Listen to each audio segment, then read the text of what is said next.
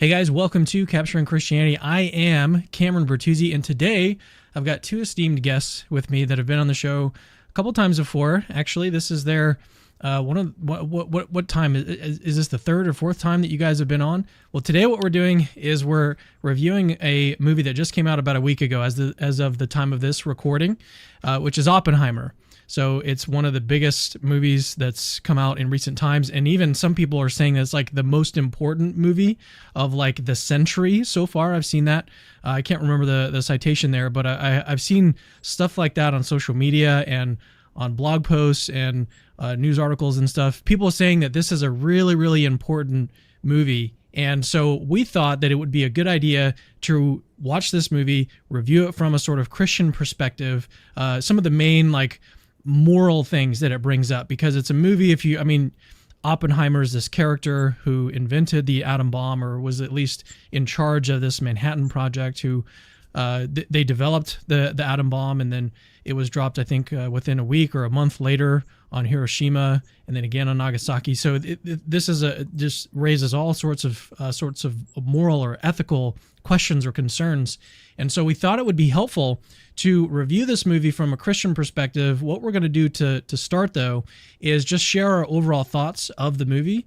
And so we'll move through that. We've got about 6 things we kind of want to get through today. So we'll start, though, with our overall impressions of the movie. So let's start. I'm going to pass it over to Jimmy, and then we'll go to Tyler. So what were your sort of personal impressions of the movie? Well, I enjoyed it. I thought it was very well made. The film is by Christopher Nolan, who wrote and directed it, and he's known for other films that are intellectually challenging, like he did Inception. And you can tell that this is a Christopher Nolan movie because he uses, like Citizen Kane, he uses a non-chronological sequencing of the story. He jumps back and forth between different periods in history and lets them shed light on each other, which is the same thing Orson Welles did in Citizen Kane. So it's more challenging than a simple, straightforward plot. But I thought it was very well done. Now, I've heard some people say that it's also 3 hours long. I've heard some people say that they liked the first 2 hours, which basically gets us up through the successful Trinity test of the first atomic bomb. But then they didn't like the last hour because it focuses more on the problems that Robert Oppenheimer encountered after the Trinity test. You know, his guilt over his ambiguous feelings and guilt over the dropping of the bombs on Japan, and his being stripped of his security clearance in the 1950s.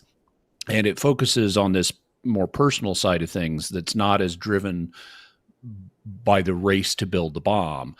I didn't have that experience. I thought it was riveting from beginning to end. Now, partly that may be because I've read a lot about this period in history. I've read, for example, the book The Making of the Atomic Bomb, which is often considered one of the best science history books ever. And I've also read the book that the film is directly based on, which is a book called American Prometheus. That's a biography of Robert Oppenheimer. But I thought it was very intricately structured. I thought it was intellectually engaging, and I thought it was riveting all the way through. Yeah, my thoughts on the movie, and then we'll switch over to Tyler. My biggest impression from the movie was the one that you kind of mentioned already, was that it just seemed a little bit long. Like, it seemed a little bit drawn out, which I think is honestly probably intentional. Like, he wants it to sort of drag on, and you can kind of feel that as they're going through this interview process. And there was, I think, actually one of my favorite parts of the movie was from the interview, was when the wife, I can't remember the wife's name, Emily Blunt is the actor or actress. Mrs. Oppenheimer. Mrs. Oppenheimer. She is being cross-examined, and that part was really, really good. It was one of my favorite parts of the movie.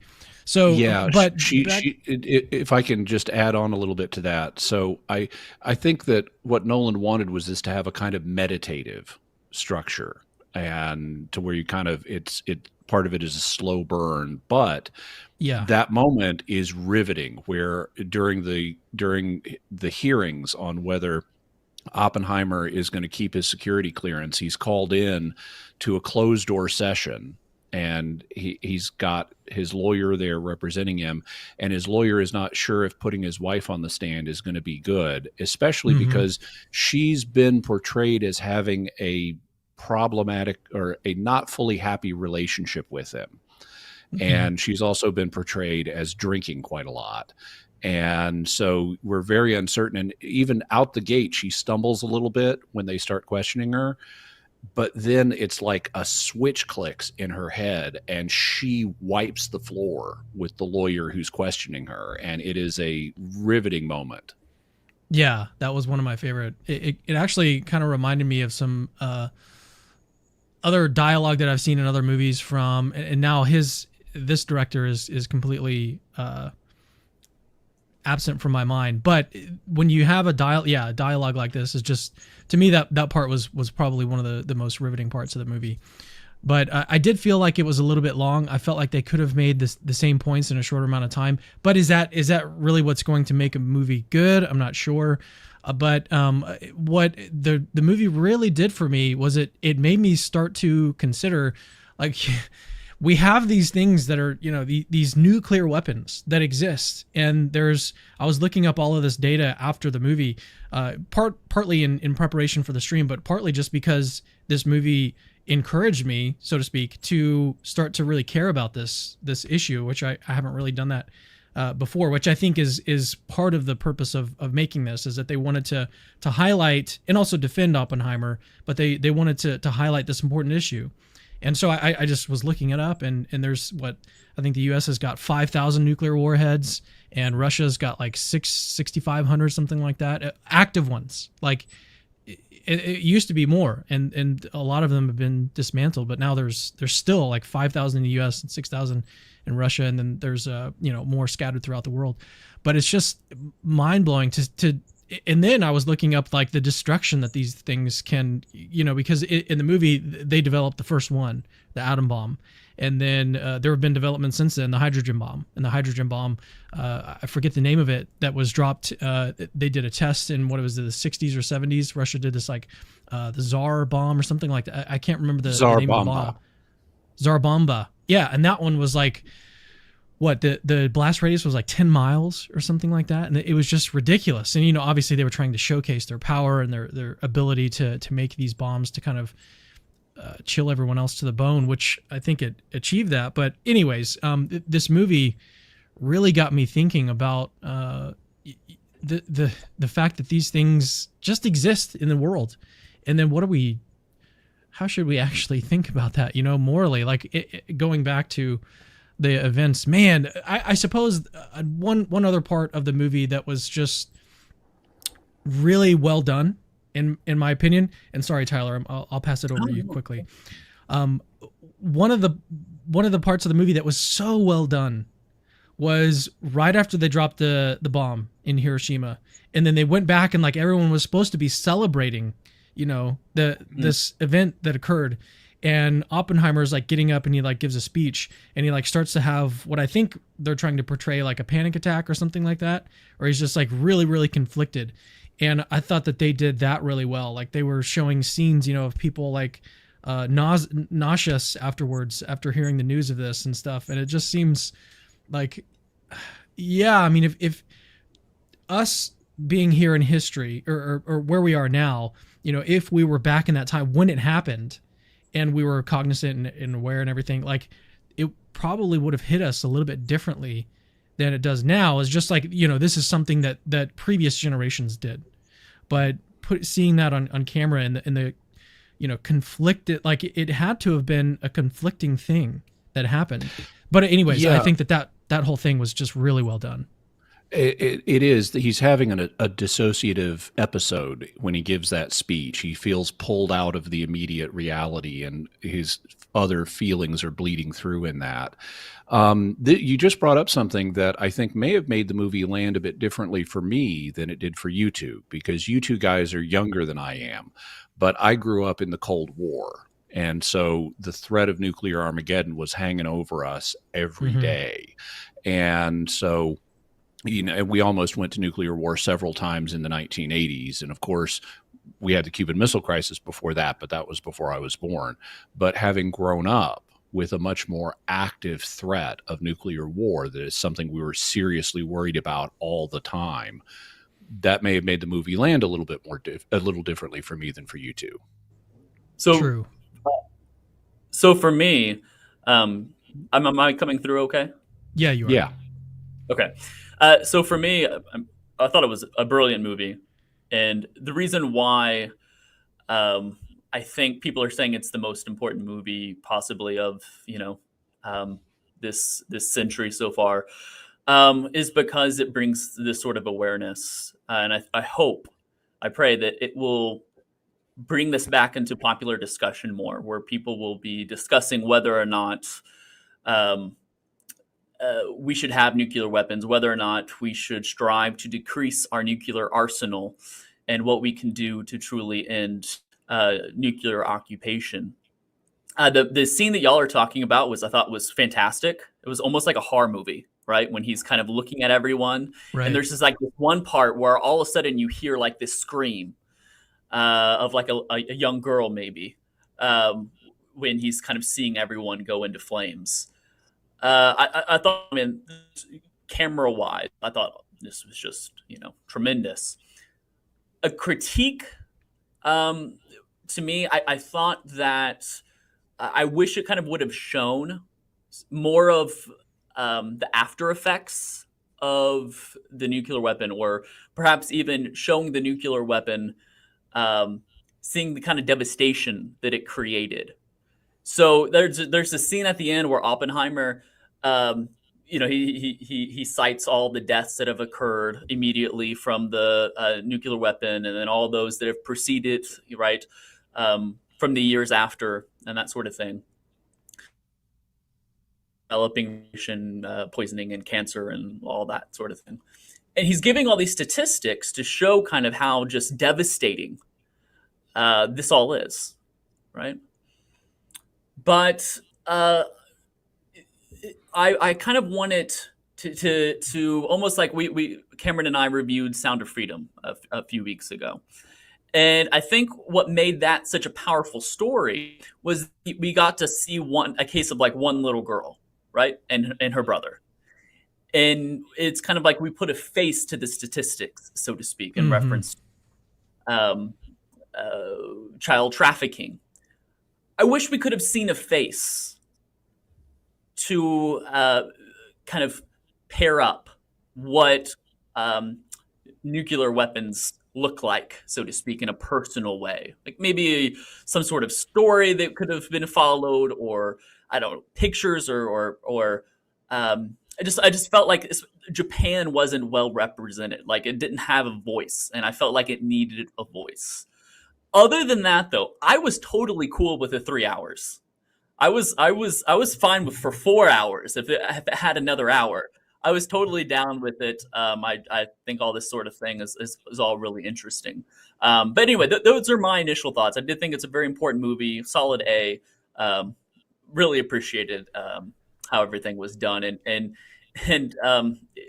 this movie should get a lot of Oscars, I imagine. Yeah, I to piggyback off of that, I think that if he were to tell a story, I mean, part of I think why he didn't do that is because Christopher Nolan does not like to use special effects. He doesn't like to use CGI or anything like that. And so to create something of that scale, like a whole city being blown up, like it would take the practical effects. Maybe that's one reason why he didn't want to do that. I mean, you can use models, so I suppose they could have done something similar along those lines. Yeah, Jimmy. I think he also didn't want to do it because if you have a parallel Japanese story that's going to be running, because what he's trying to do is present us with a realistic psychoportrait of Robert Oppenheimer. This is really a Mm-hmm. movie about Oppenheimer. It's not about Right. the other people.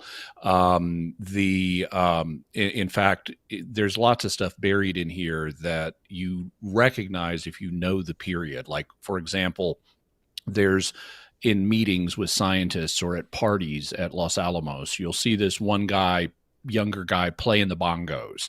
And if you know your history of science in this period, it's like, oh, okay, that's Richard Feynman, who is a famous physicist. But he has, I don't think, any lines in the movie. He's just in there because he Hmm. was present.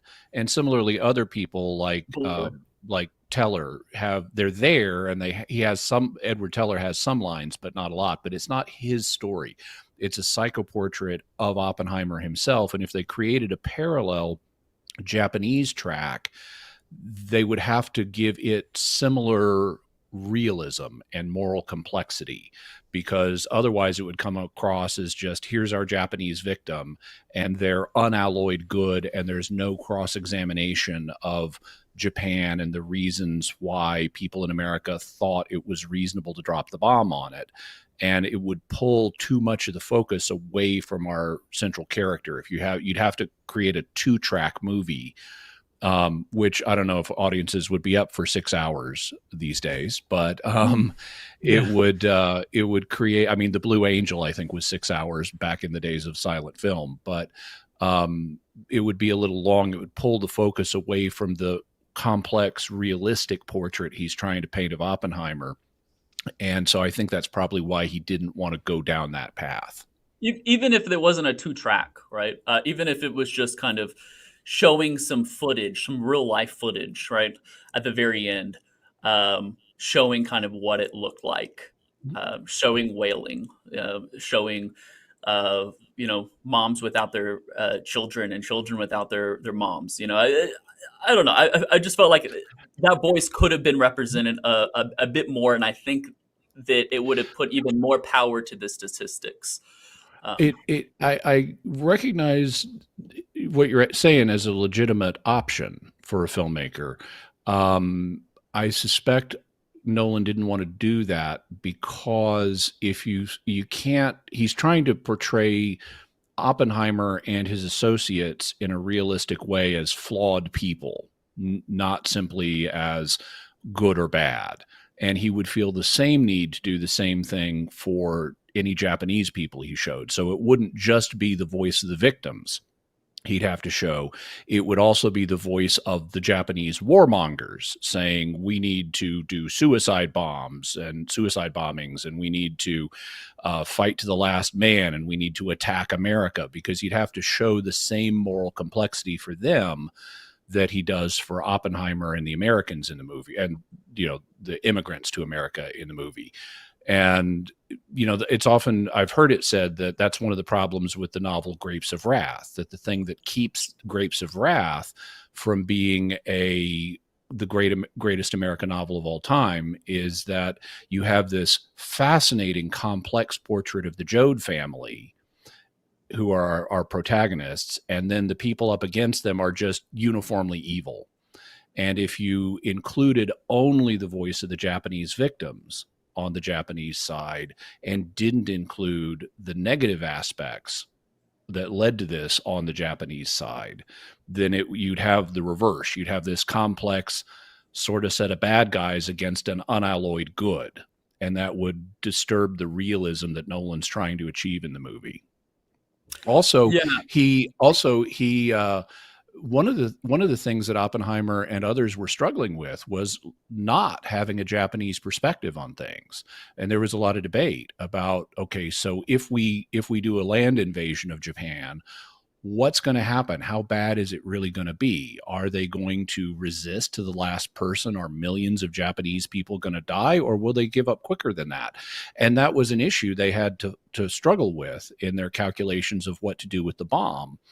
And so I don't know that this was in Nolan's mind, but he could say, I wanted to show the cognitive limitations that Oppenheimer and the Americans were in not knowing exactly how the Japanese would react to different things, and yet they had to make this dramatic decision under those kind of cognitive limitations. yeah, and I know Japan, and we're going to get into this later when we talk about the Doppler double effect.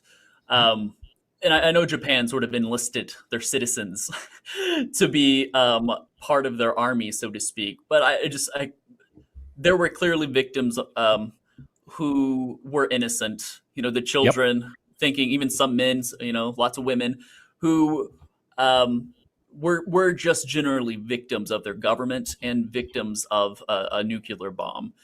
And I guess to me, it would be okay to hear their voice without having to hear anything else, because they are just innocent in this regard. They're victims of both their government and of the U.S. nuclear weapon. Anyway, so I guess that's from my side, kind of how I'd see that. Real quick, I just want to give a heads up, because I'd feel negligent if I didn't mention this for anyone who's watching this and like, hey, I want to go watch the movie. Just real quick, Oh, there I are know two what's coming. sexual scenes, yes, and it caught me, by surprise. And just FYI, I think one of them was when Oppenheimer was first at a party, right? And he's with a girl, and the next scene, you'll see stuff. And so, and then there's a scene much later on during the dialogue and discussion regarding keeping his clearance, that sort of hearing, where there's a scene in the hearing where there's a projection of something going on. So just FYI for those who are sensitive to those things, those who plan to look away, as I did. Those would be the areas to do that. Yeah, there's also a third scene where we have frontal nudity, and these are all brief scenes, but yeah, as soon as we hit the first one, I'm looking down. So this is not for kids.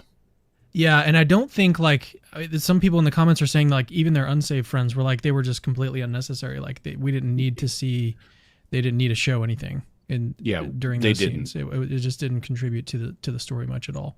So it was an odd choice to include those. But perhaps we should go ahead and move on to discuss the accuracy of the movie. Mm-hmm. So how accurate was this story of Oppenheimer?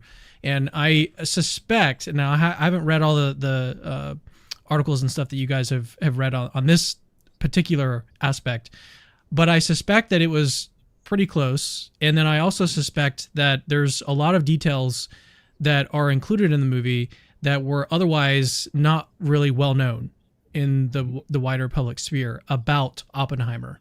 And so this was, I think that was part of the reason why he wanted to do this, was to get as accurate as possible and to show that there was a sort of political movement being made against him that was, illicit in one sense.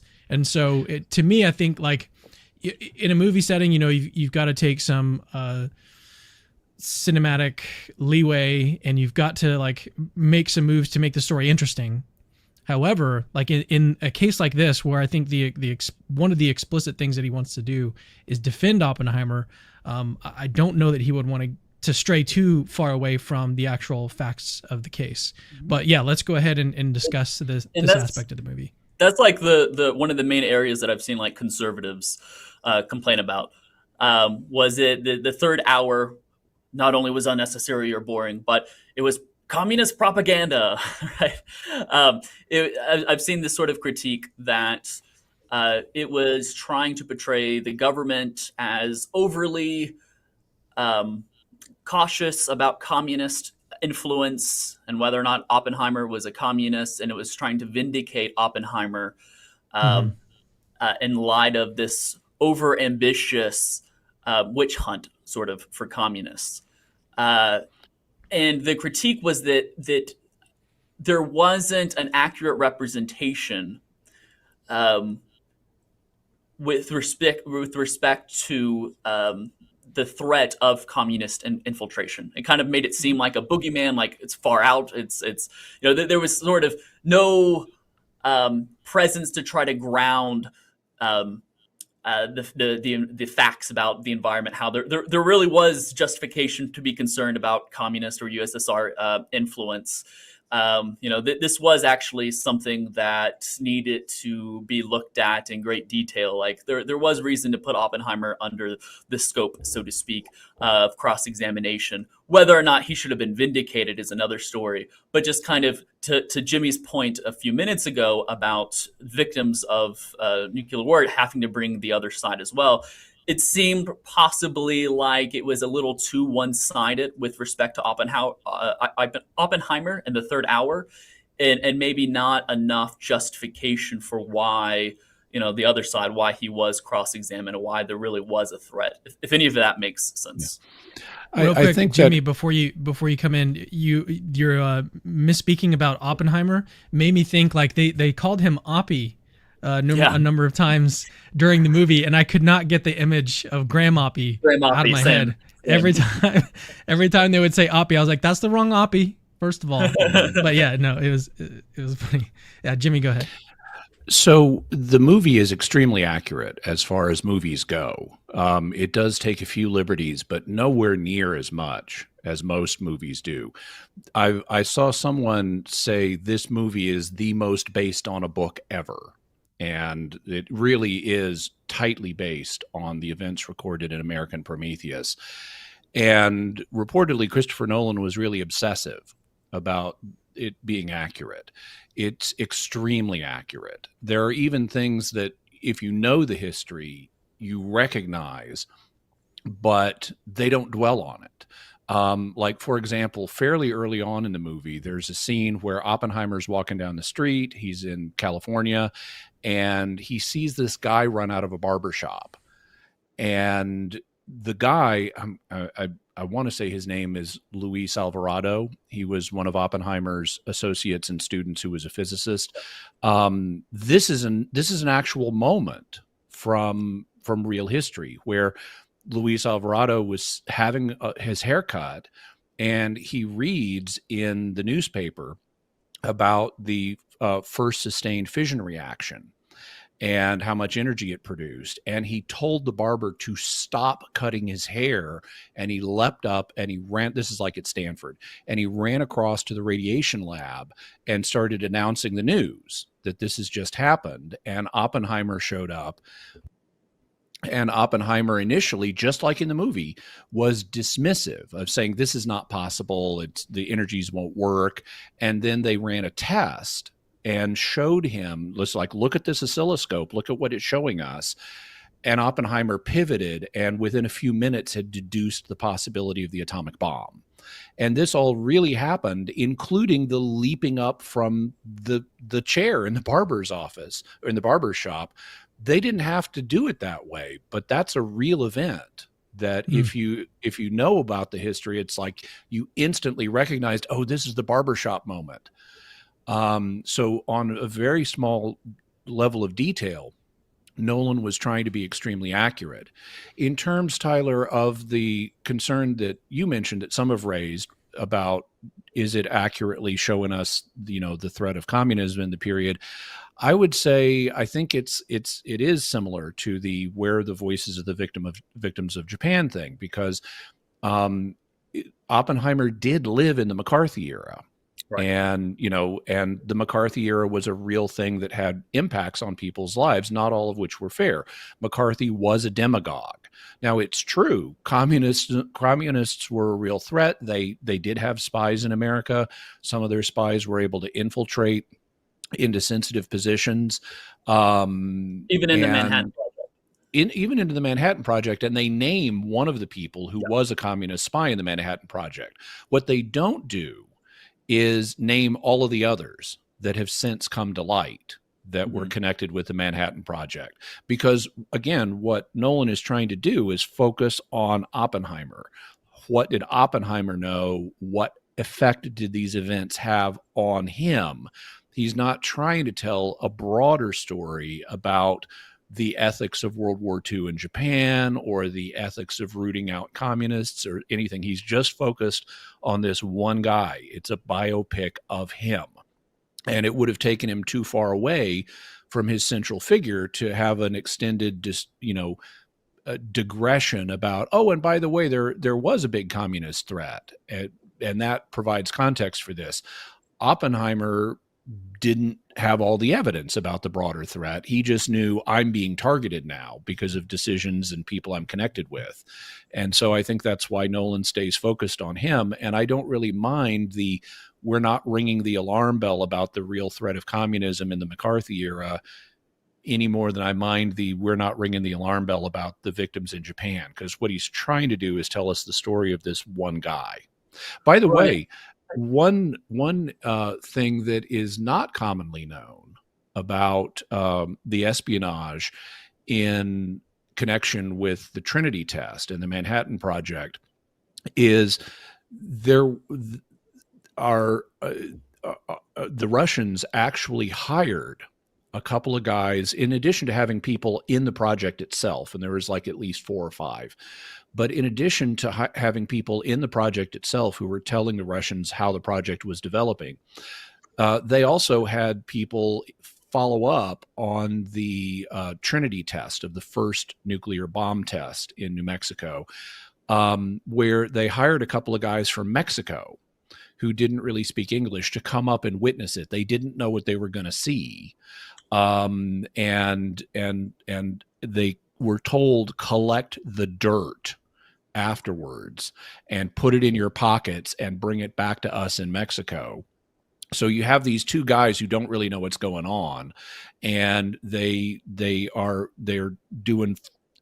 there at the Trinity test. They collect dirt, they put it in their pockets, they go back to Mexico, they meet with their Soviet handlers. The Soviet handlers collect the dust, and then they take blood from the 2 guys. They take blood samples from them so they can look at what the radiation did to their blood. And they were using these guys as human dosimeters, which are devices meant to measure the amount of radiation someone's exposed to.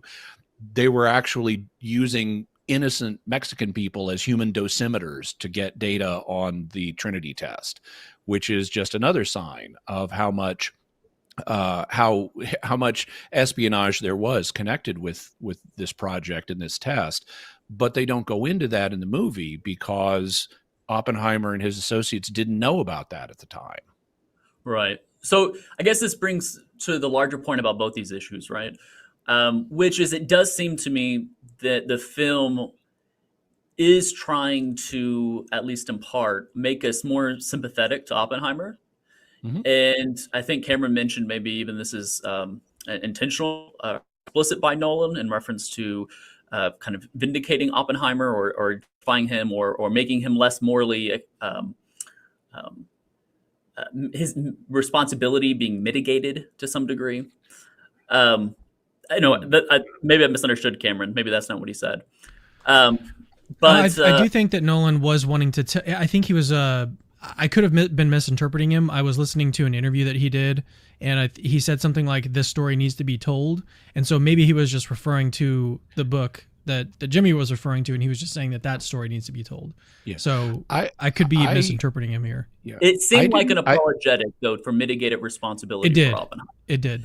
And if so, then it does seem relevant to hear from the various victims, or to hear, say, from this sort of ultimately, right? The government was kind of justified in being concerned with espionage regarding the Manhattan Project and broader implications of that.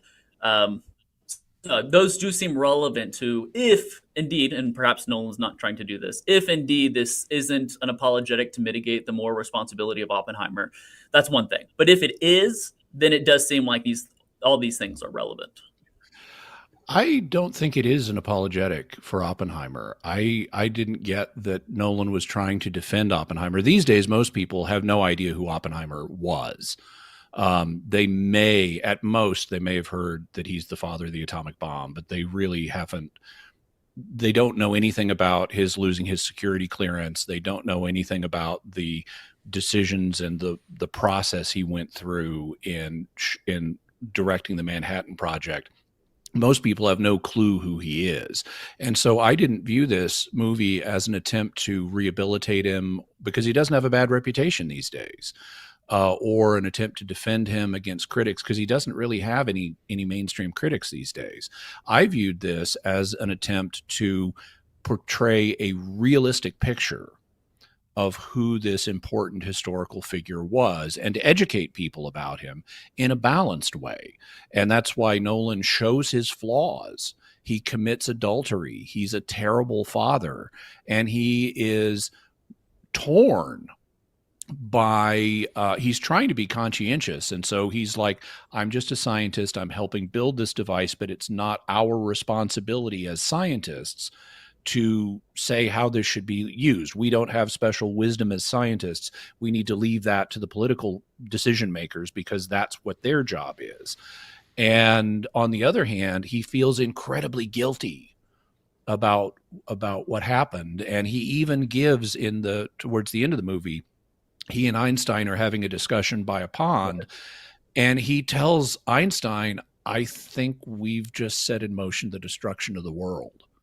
That's not the kind of line you'd put on his lips if this is just an apologetic for him or a defense of him. Well, it could be. It's a psychological portrait of how torn he feels by what he's done. But it's in seeing how torn he is, and in seeing, those lines. It seems like he kind of goes back and forth. He's like, well, I mean, they're going to use the bomb anyway. Might as well just get this over with. So everyone can see how horrible this is of an idea, and then we'll stop doing this, right? And then he sees that actually it just kind of triggers the opposite reaction, and everyone's like, oh, this is so powerful! Wow, we need many more of these. And then he sees like, oh, I didn't anticipate this, right? So it seems like all that's kind of part of making us more sympathetic to him, and making us kind of see his responsibility as mitigated. But you might be right, Jimmy. I'm not an expert on Nolan's intentions, or I haven't read a lot from Nolan on kind of his aims for the movie. So you might be right. This might not supposed to be an attempt to mitigate some of the responsibility, but if it's taken as such, then it does seem right to kind of maybe show a little bit more from Oasis, so to speak. But maybe you can tell me this. I did hear, in reference to being historically accurate, I read a bit on it, and yes, like it seems like exactly what you were saying. Seems very, very much so, quite accurate. The one scene that the grandson of Oppenheimer, I don't know if you saw this, but he objected actually to the apple and cyanide scene. Oh, thank you. I was going to mention I wasn't that. sure how well. Yeah, how well grounded is that, Jimmy? How well? So one of the things that'll surprise you if in watching the movie is within the first 5 minutes, we have this scene of Oppenheimer at university in England, and his professor is kind of punishing him a little bit for doing sloppy lab work. And that's accurate. Oppenheimer was not, there are sort of two kinds of physicists, theoretical physicists and experimental physicists.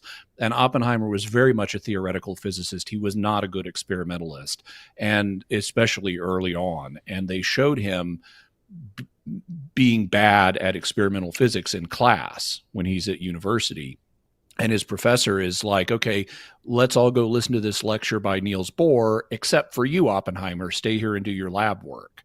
And he gets mad at his professor for leaving him behind. And his professor has apples that he's been eating. And Oppenheimer sees he's left one behind on his desk. And Oppenheimer, because they're in a physics lab, they've got chemicals on shelves. He goes to, and this is all in the first 5 minutes or so of the movie, Oppenheimer goes to a shelf, gets a bottle of potassium cyanide, which is a poison. This is what cyanide is. It's potassium cyanide. And he uses a syringe to draw out some of the cyanide and inject it into the apple and leave it back on the teacher's desk. And then he goes to the lecture by Niels Bohr, and he asks a question of Niels Bohr. And then in the middle of the night, he has a crisis of conscience. He realizes what he's done. He's just attempted murder. And the next morning, he runs down to the lab to get that apple before the professor can eat it. And Niels Bohr is there chatting with the professor. And Niels Bohr is holding the apple and about to take a bite out of it. And so Oppenheimer has to make conversation with Niels Bohr and the professor and get that apple out of Niels Bohr's hand before he takes a bite, because he'll die from the cyanide. And just as Bohr is about to take a bite of it, Oppenheimer slaps it out of his hand into the trash can and says, "Oh, wormhole."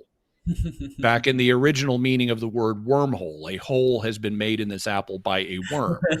So there's not the modern physics meaning of wormhole. And so there's a question of how accurate is this? Well, it turns out that there's a big element of truth here, but a slight level of artistic license. Oppenheimer did try to poison an apple for his professor. That's true. And in later years, he said he wasn't even that sure why he did it. But the thing that is a little bit of and the apple ended up not getting eaten. Apparently slapping it out of Niels Bohr's hand, that's some artistic license, as is the potassium cyanide. It is widely thought that what he actually poisoned the apple with was something to make his teacher sick, not to, like, I don't know, that they would have botulism toxin, but, something like that would make you sick, but not kill you. So they've escalated it a little bit from what we can show historically, but the core of the story, he did try to poison his teacher's apple. That was true. The core of the story, Jimmy? The apple core of the story. Notice, Well, and I appreciate the double entendre on core in connection with core. nuclear technology. Yeah. That's right. Well, while we're discussing, we're still on just the second thing that we want to discuss in this interview, so maybe we'll go a little bit quicker here. But number two is just how accurate the movie is, and then we're about to, in just a little bit, we're going to move to the moral issues that the movie involved. So, but before we do that, while we're talking about the accuracy of the movie, so as I mentioned earlier, Nolan likes to use practical effects for his movies. So he likes to avoid CGI as much as possible. So we actually have a colorized version of the Trinity test. And we found this, Jimmy actually found this in really high resolution. So we're going to play this. There's no audio or anything, so we're just going to watch what it looks like together. And it's going to be pretty ominous. But this is, like, if you saw the movie, we don't have pictures or anything of what it looked like in the movie. I was actually a little bit underwhelmed at what it looked like, the explosion. It looked like they just got like a little M60 and like blew it off and then zoomed in on it, something like that. It was a very underwhelming, like there was no mushroom cloud or anything like that. They didn't have any, it just didn't look that impressive. But this is apparently actual footage from the Trinity test. And as I say, it's been colorized, so it looks a little bit weird, but let's go ahead and watch this. Well, I guess I can go ahead and read what it's showing here on the screen for anyone who's listening instead of watching. But you may want to, if you are just listening, you may want to turn your phone on and start watching. So, but it says, in the early hours of July 16, 1945, the first ever atomic bomb was detonated in the New Mexico desert, ushering in the nuclear age. The explosion released an astonishing amount of energy equivalent to 25 kilotons of TNT. The success of the Trinity test meant that the United States would be able to use atomic weapons in warfare, which they did twice less than a month later. So here's what it looks like. This clip is about 2 minutes long, so we'll just watch it and kind of be in awe of it. I mean, that alone, like this alone, like part of me is like, I wish Nolan would have used some special effects here, because that is just crazy. Could have used the actual footage we have and just colorized it like this. But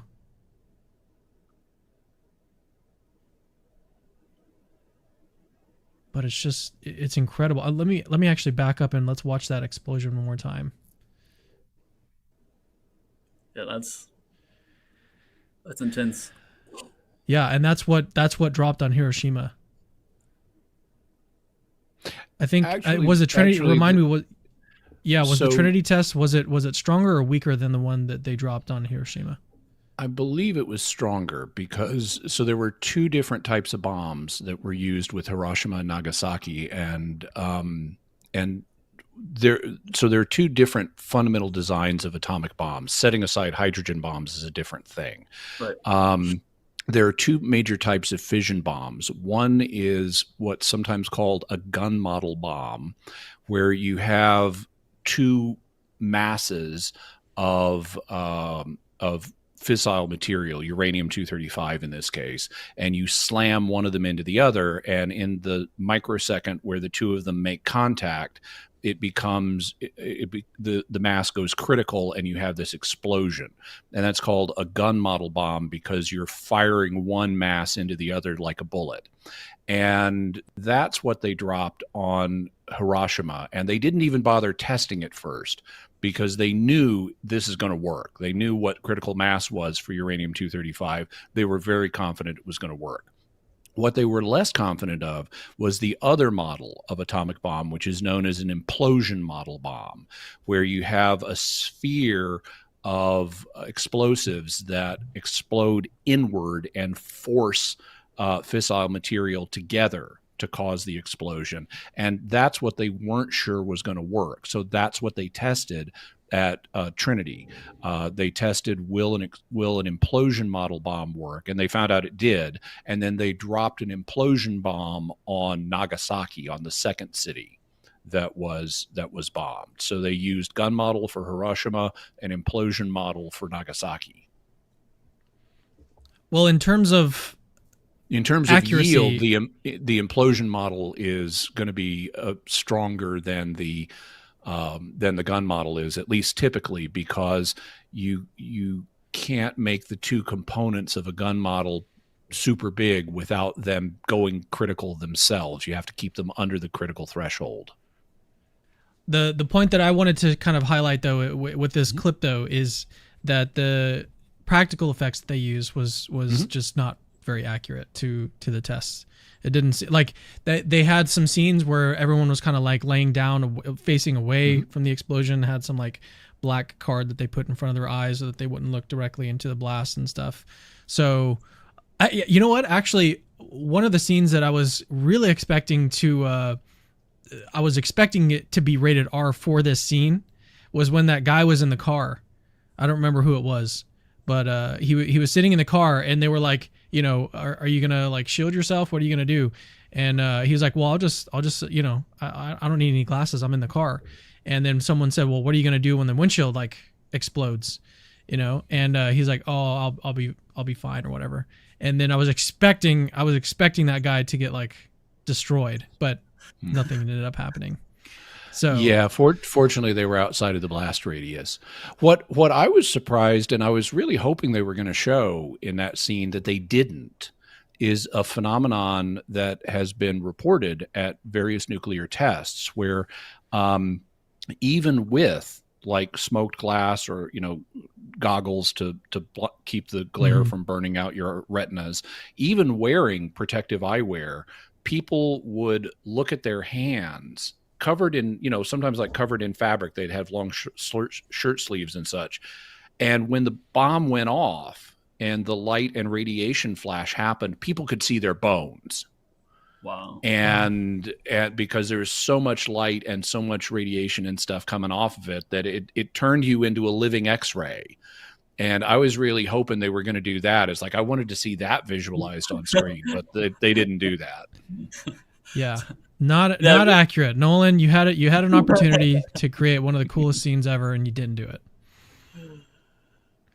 Okay, well, why don't we move on to the third thing that we wanted to discuss, which is probably the main thing, is the moral issues that are involved with this movie. And here, Tyler and I will agree. Yeah. I think we're all going to agree on this. So basically, questions like, you know, was the atomic bomb morally justified when we dropped it on Hiroshima? And then when can you actually use nuclear weapons? Can you ever use nuclear weapons? These sorts of questions, you know, this is what I think the movie is trying to get us to think about. And there was one point in the movie, one of the quotes that I remember distinctly, there was the quote at the very end of the movie was also really powerful. I just can't remember. I don't remember the phrasing of it, so I'm not going to try to repeat it. But at one point earlier on in the movie, there was a scientist that Oppenheimer was working with. Don't remember his name, but he asked him to be part of the project. And he was like, you know, well, what do you think? Like, do you want to be part of this? And he was like, well, no, I can't be part of it because bombs get dropped on the just and the unjust. And so that was his reasoning, you know, that was his sort of ethical framework for why he's not going to be involved in this project. And so, yeah, just so many interesting moral and ethical questions get brought up here. But Tyler, let's start with you. How should we start to really think clearly about the ethical stuff that gets raised in this movie? Right, right. First, I just want to say, I don't even necessarily disagree, Jimmy, with you on your responses to my criticisms of the film. I was just saying, if I was making a lot of conditional claims, like if that was the case, then it does seem like this. Again, I'm no expert in Nolan's intentions, or or the biography that it's based off of, its intentions. So I will succumb to your critiques and responses by far. So not even we disagree there. We agree, I think, on most things. Here, right. So there's something called doctrine and double effect, which is utilized in ethics. Whenever you have basically no easy solution, right? You have in front of you a problem, and it seems like if you do phi, something bad will happen. If you do not phi, something bad will happen. So the doctrine of double effect helps see what moral action should we take. What truly is the sort of morally justified response that we should make. It helps us make these sorts of decisions. And you can get doctrine of double effect, different kind of models in the literature. I'm going to use kind of just like a basic standard model for our own case here. I don't need to get into the nitty gritty or why certain models seem better than others. But here's one general approach, right? The idea first is that, like I mentioned earlier, it has to be such that basically you're using the doctrine double effect when there are no, sort of good or easy alternatives. And the idea is that you can't do something that's intrinsically wrong, right? Never justifiable, right? It's always going to be impermissible, right? So it's not like you can do something horrible, like I'm going to murder someone to save a million people. The doctrine of double effect would never justify that. The action that you take has to be minimally moral neutral, if not morally good. So it's not just like this utilitarian principle where it's like, well, whatever brings about the greatest amount of good for the greatest amount of people, right? So yeah, if torturing this individual will save a million lives, then torture the person to death. It's not going to endorse that, right? So the action can't in itself be intrinsically wrong. The bad stuff that comes about from your action is sort of a byproduct. Is a byproduct, is a result of the action that you take. So that's going to be important. And the idea is that ultimately, from the action that you take, there can't be overall sort of more bad that comes than good. Right? It has to, at best, the sort of results need to be morally neutral or stagnant, or there needs to be more good that overall comes. Right? So oftentimes the doctrine of double effect gets brought up when we're talking about prenatal humans. Like, what about the very, very, very minimal amount of cases that exist or have existed when a woman is her life is genuinely at stake, such that both her and the child will die? Can we do some sort of procedure that doesn't directly disembody or directly kill the prenatal human, right, the child? But nonetheless, this procedure will save the mother's life. But as a result of the procedure, as a byproduct, right, the child will unfortunately perish. So, sometimes you might think, well, okay, maybe these procedures are morally neutral, but nonetheless, they're going to have this bad side effect. The intention that's relevant isn't to kill the child. It's simply to save the mother's life. And so given that the intention isn't to kill the child, given that the action that's taken isn't to directly dismember the child, but it's sort of just as a result of this sort of medical procedure that the child ends up dying, and given that there's good that comes out of this, more good than bad, namely that at least the mother survives, in cases where if you didn't do this procedure, the mother and child would both die. Okay. Now, whether or not you think these sorts of scenarios are come about, or whether or not you think that these scenarios are sort of made up from the abortion lobby, I don't care to get into that sort of debate right now. But you can imagine this sort of scenario here, theoretically at least, This is how you might apply the doctrine of double effect to kind of an everyday occurrence here. And so we can apply this to nuclear weapons, dropping nuclear weapons, right, on cities where there's hundreds of thousands, millions of people. It seems like that's an intrinsic evil, right? To drop a nuclear weapon wholesale on innocent civilians. That's kind of like murdering or torturing someone, which torturing is an intrinsic evil. Murdering or torturing someone in order to, bring about more happiness or more pleasure. Maybe we don't want to. Maybe we don't want to be as dogmatic about torture because that has a problematic definition, and some forms of pain infliction are not intrinsically immoral. But go ahead, please. Yeah. So in this case, it would be, as I said, well, at least Jimmy and I can agree on that murdering someone to bring about a greater good, so to speak, it's intrinsically wrong. You can't use the doctrine of double effect to justify saving a million people by murdering this individual because the action itself is not morally neutral or morally good. It's a necessary condition for the doctrine of double effect to take place. Now, some people, some critics, even in sort of circles that I run in, have argued, well, maybe because the Japanese government made it such that all children, women, and men were part of the military, right, and should be seen as part of the military to combat the American troops. So then that way we can kind of see that the it's not an intrinsic evil because we're not dropping a bomb on thousands of innocent people, right? But we're dropping a bomb on enemy combatants, so to speak. Even if they appear to be children and women, really, Japan is using them and has declared that they are part of the infantry, so to speak. So maybe it's not an intrinsically evil act since they're all part of the enemy combatants. And it's okay to bomb enemy combatants, so it's okay to bomb these cities like this. But I find that very implausible, right? To think that like a 3-year-old, right, sucking her thumb is an enemy combatant. I mean, just because the state declares by fiat that that's the case, I don't think that there's actually some truth to the matter of that. That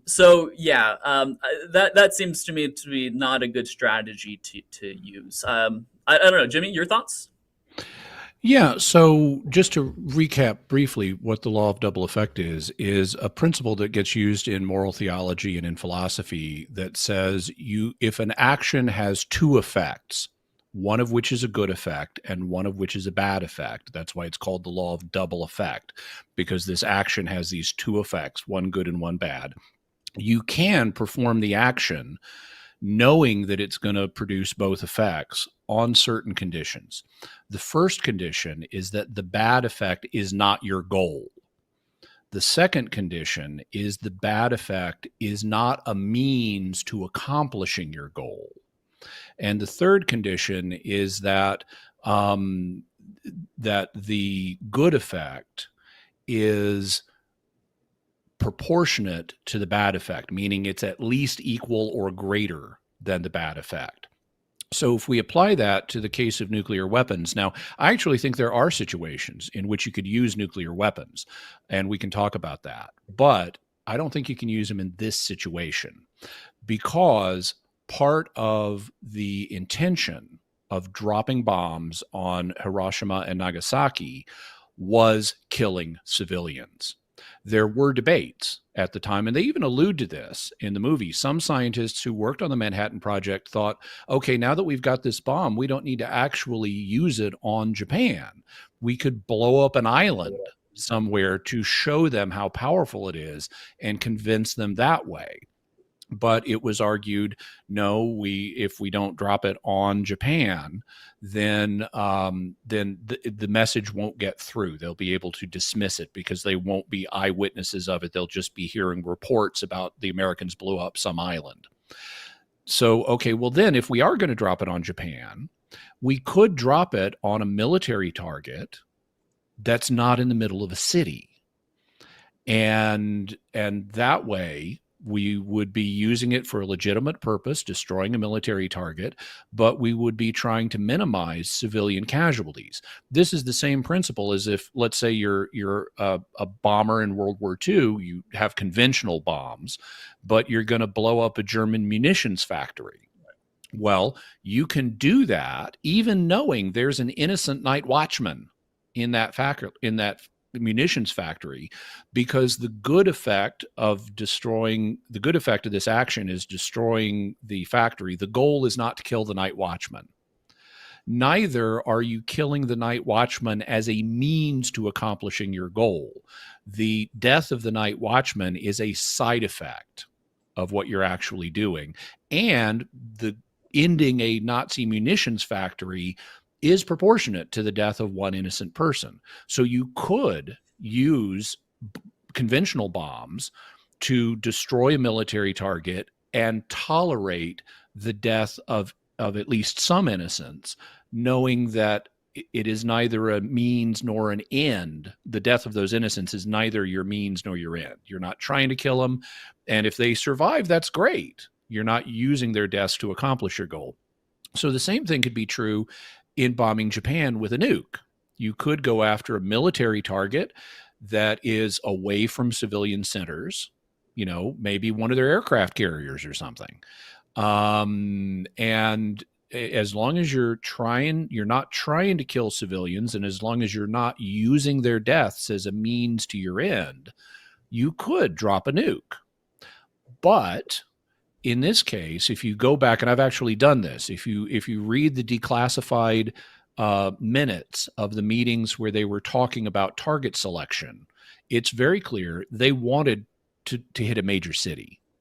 And the reason they wanted to hit a major city would so that there would be massive civilian deaths. Now, they didn't want to kill these people just to kill them. That wasn't their end. That wasn't their goal. Their goal was to get the Japanese government to surrender. But the death of many, many, many civilians was meant to inflict terror on the civilian government, that we would keep doing this and kill vast numbers of their civilians if they didn't surrender. And so that infliction of terror on the civilian government by means of killing all these civilians in major population centers, that was the means. And so the law of double effect is not satisfied, because you're using the death of innocent civilians as the means to accomplishing your goal of getting them to surrender. And that makes this, since terror was what was being inflicted on them, that makes the dropping of these two nukes an act of terrorism, because you're using terror to accomplish your political military goal of getting a surrender.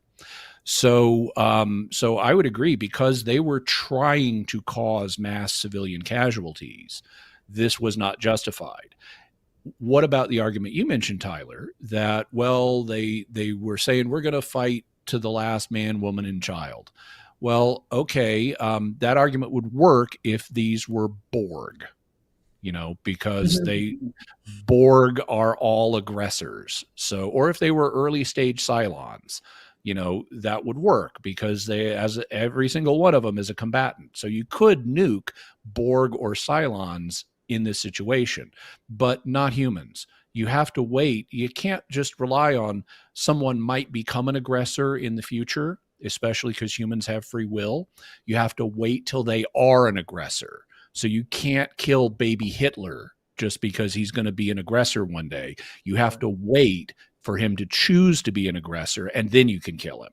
And in the same way, you can't anticipate, all these 5-year-old children are going to be aggressors one day, I'll just kill them now. You can't do that. You have to wait till they become an aggressor. And so you can't anticipate what they may do in the future, because the Japanese people are humans. They have free will, and you might be able to achieve your goal shy of doing that. And so I would say that the bombings of Hiroshima and Nagasaki did not fulfill the law of double effect, because they used they deliberately picked major population centers to use the death of civilians to inflict terror on the civilian government to compel them to surrender. Right. So it was an intrinsically evil action to use these people, right, to murder them in order to achieve their terrorist means, their terroristic goal, I should say. Mm-hmm. But let's say, for example, that. Wait, so let me Go just ahead. to get some clarification from you guys on this. So, are you saying, Jimmy, that the United States engaged in terrorism? And it worked. They surrendered. Yeah, I'm saying the United States committed 2 acts of terrorism in this case, and it was actually more than that because firebombing other cities, even with conventional weapons, had the same effect. Well, so what about the person who would say in response to that, well, this was it brought about this great effect. What other means would you have used in order to bring about this good effect? There were no other means that were available to us at the time. Okay, so that's not true. There were other means available. I've already mentioned 2: attacking a military target that is not in a civilian center, With a nuke. and with a nuke, or blowing up an island as a demonstration of what we can do now, or conducting a ground invasion. Right. So or changing our demands.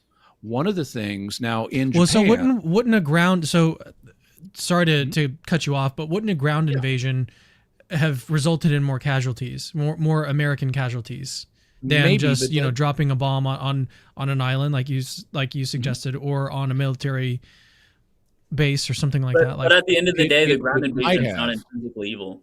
Yeah, that's true. The ground invasion is not intrinsically evil. Also, to illustrate that, and then I have another point I want to make.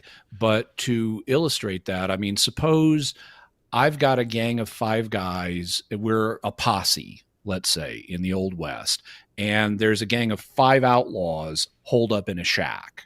Okay, and it's our job as the posse to bring these 5 guys to justice. So it's 5 against 5. Well, if we attack them and there's 5 of us and 5 of them, a bunch of us on both sides may get killed. So could I, in that situation, say, a simpler alternative that would spare more lives would be, I'll just kill the child of the head outlaw who's an innocent. Let's say he's got a little 2-year-old daughter. I'll just kill his 2-year-old daughter as a way of compelling him to surrender, and threaten to kill all his other children if he doesn't surrender. Okay, that would be murder. That would be intrinsically wrong. I cannot take the life of a 2-year-old girl in order to compel her father to surrender. And that's essentially what happened in this case. So even if it would have resulted in more deaths, sometimes you have to accept the deaths because it is not morally permissible to undertake this action.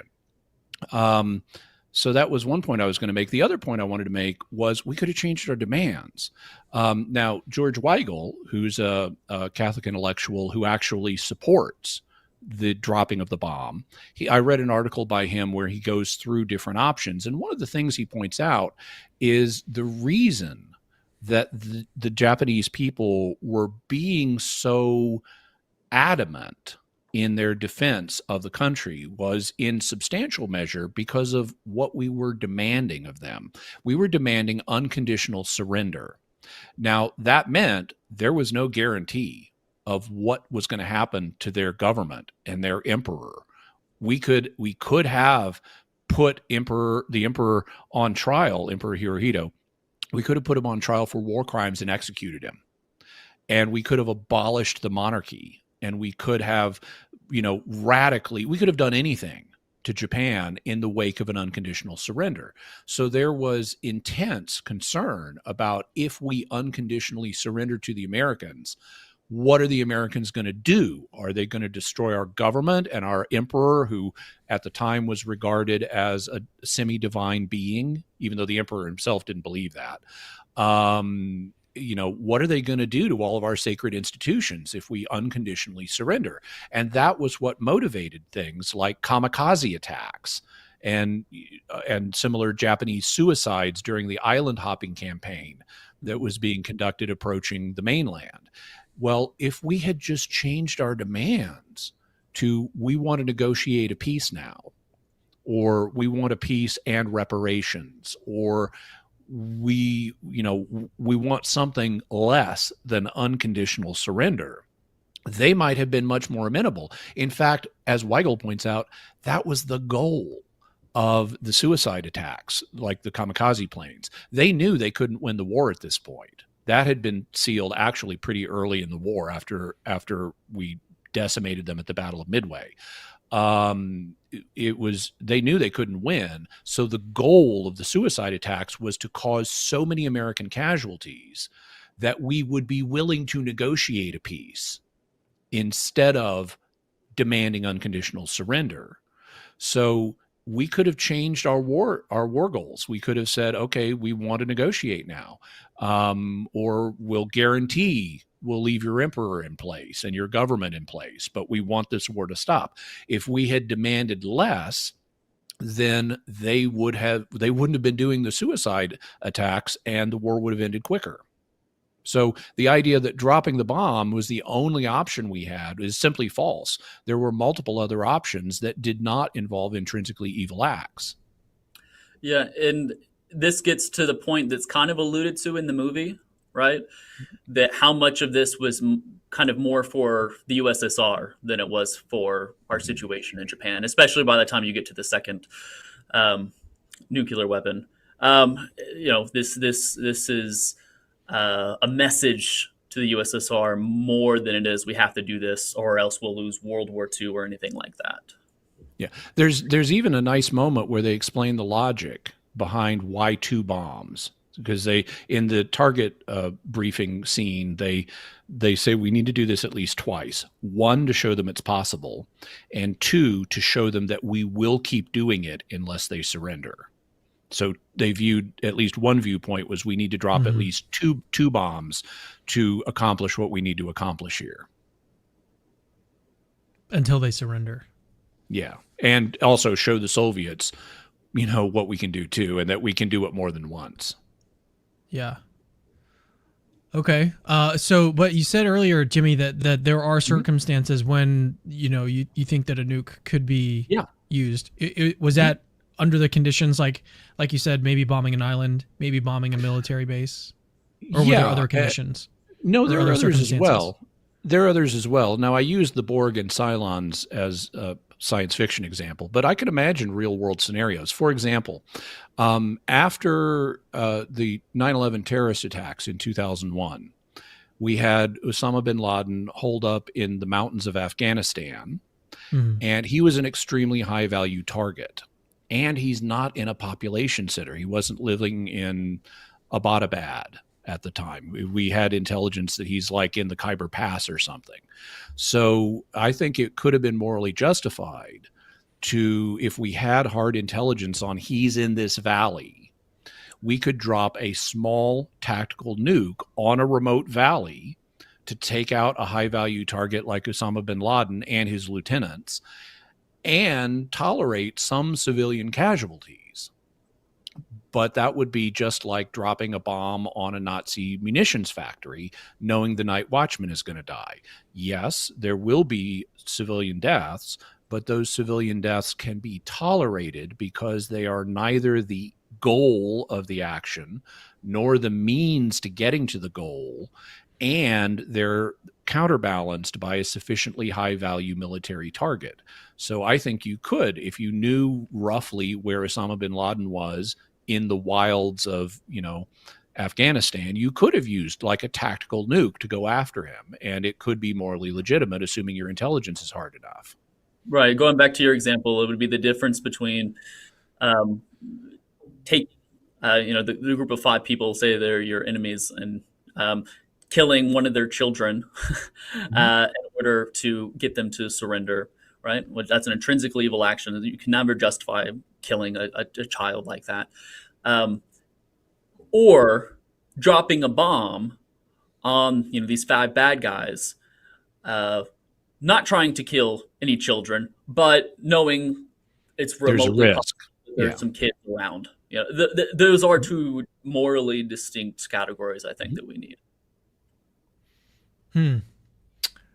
Okay, so one other question before we move on to the last three topics that we wanted to cover today, and those should go pretty quickly. But Oh, I by the was way, let me just mention that even though I think there are situations where using nukes would be morally legitimate in principle, I'm not advocating we use them because we would be setting a dangerous precedent, and that could have what the British call knock-on effects that might be worse. And so I'm mm, glad that I wish the two hadn't been used in Japan. I'm glad that no more have been used since then, because the more we use, the easier it becomes to use them. yeah, Yep. You normalize it. yeah. Well, okay, so I was just thinking with respect to war more generally, and like this kind of like proactive violence that you're engaged in. Okay, so when you're in a military, like someone attacks you and you defend yourself. Self-defense is a very obvious like you can get violent in that situation. There's nothing morally blameworthy about that situation. Someone is in the process or about to attack you, you're able to defend yourself. Okay, that to me makes perfect sense. But suppose that you had intel that this person was planning to attack you, say that evening, and you got that intel that morning, and you decided to go out that morning and beat the guy up so that he wouldn't come and attack you that evening, right? Mhm. Would that's almost, it seems like what's kind of going on with these sorts of situations where we're proactively going out, bombing people, enacting violence in this way. Would you help me think about this more clearly? Help me So, like what so what let's. what could justify being proactive in being Mhm. violent in that way? So I think the relevant distinction is the person an aggressor? Mm. Meaning, have they made decisions that, and they could be mentally ill. These don't have to be full free will decisions, but they're an aggressor if they have made decisions to attack.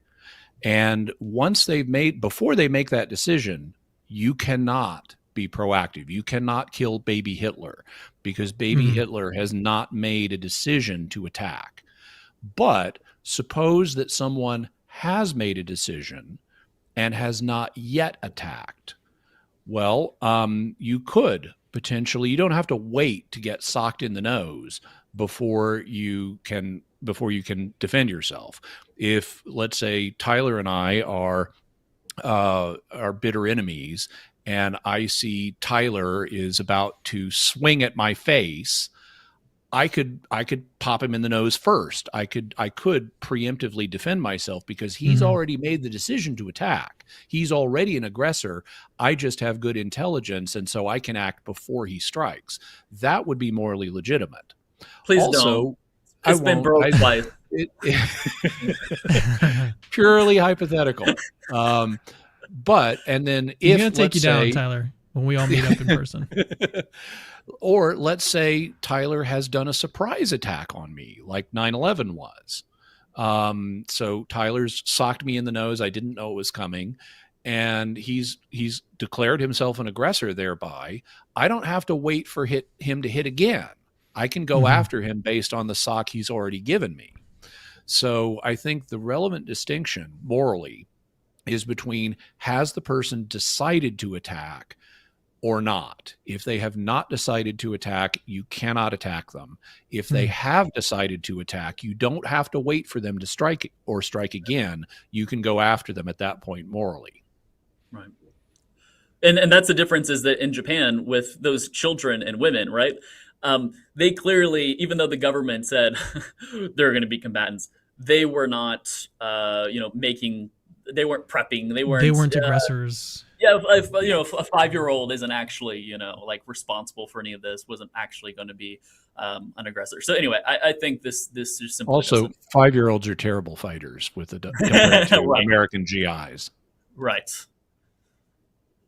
All right, so we're going to talk about now. We're going to move on to discuss some other aspects of the movie. One of them is, so whatever happened to Oppenheimer, like after the movie, historically, did he ever sort of recover? And I think we're going to turn to Jimmy for this. Yeah, He real quick. loses his security. Yeah, go ahead. As we finish up, I just want to say, I think ultimately this is, um, it relates to ultimately, can we do evil for evil, right? I think of the Sermon on the Mount, right? Can we Mhm. do we respond with evil do we respond to evil with evil, or do we respond evil with good? And so that's why I think it's really important that we're not doing intrinsically evil actions in order to respond to evil. Mm. And so this is even if you don't want to talk about natural law or whatever, this is partly based on this is partly based on scripture, right? This is based on the Sermon on the Mount, that we're called to be Christians, we're called to be salt and light. And so even if it causes more casualties, we have to do the right action rather than what the actions do, those of the pagans. So Yeah, that's there's good. I was actually going to ask, and Jimmy, I'll let you come back in before we move on to the next section. I was going to ask, and I meant to ask, how does Christianity tie into this whole conversation? So that was a beautiful way to do that. And I want to throw in just an additional thought regarding the Sermon on the Mount, because some people might say, well, but in the Sermon on the Mount, Jesus says, if your enemy strikes your right cheek, offer him your left. And that seems contrary to the self-defense ethic you've just been advocating. And it's true, but one of the things that people have to realize about the Sermon on the Mount is Jesus is not giving us a treatise on moral theology. He's giving us multiple important points that have to be understood in harmony with each other. That's why in the first chapter, in Matthew 5, in the first chapter of the Sermon on the Mount, he says, do your good deeds in secret. And then he turns around and says, let your light shine before men. And what that means is, well, sometimes it's appropriate to do one and sometimes it's appropriate to do the other. In the same way, don't insist on your rights. Don't defend yourself is the appropriate thing to do in some circumstances. But in other circumstances, defending yourself or others, like your family, who you are charged by natural law with defending, is also the right thing to do, as illustrated by other passages in the New Testament, and certainly in the Old Testament. So what you can't do is take a single passage and treat it as if it's the absolute that can be read in isolation from the rest of what Scripture says. So yes, there are situations where you literally turn the other cheek, but that's not all situations, and other passages of Scripture address some of the other situations where that wouldn't be appropriate.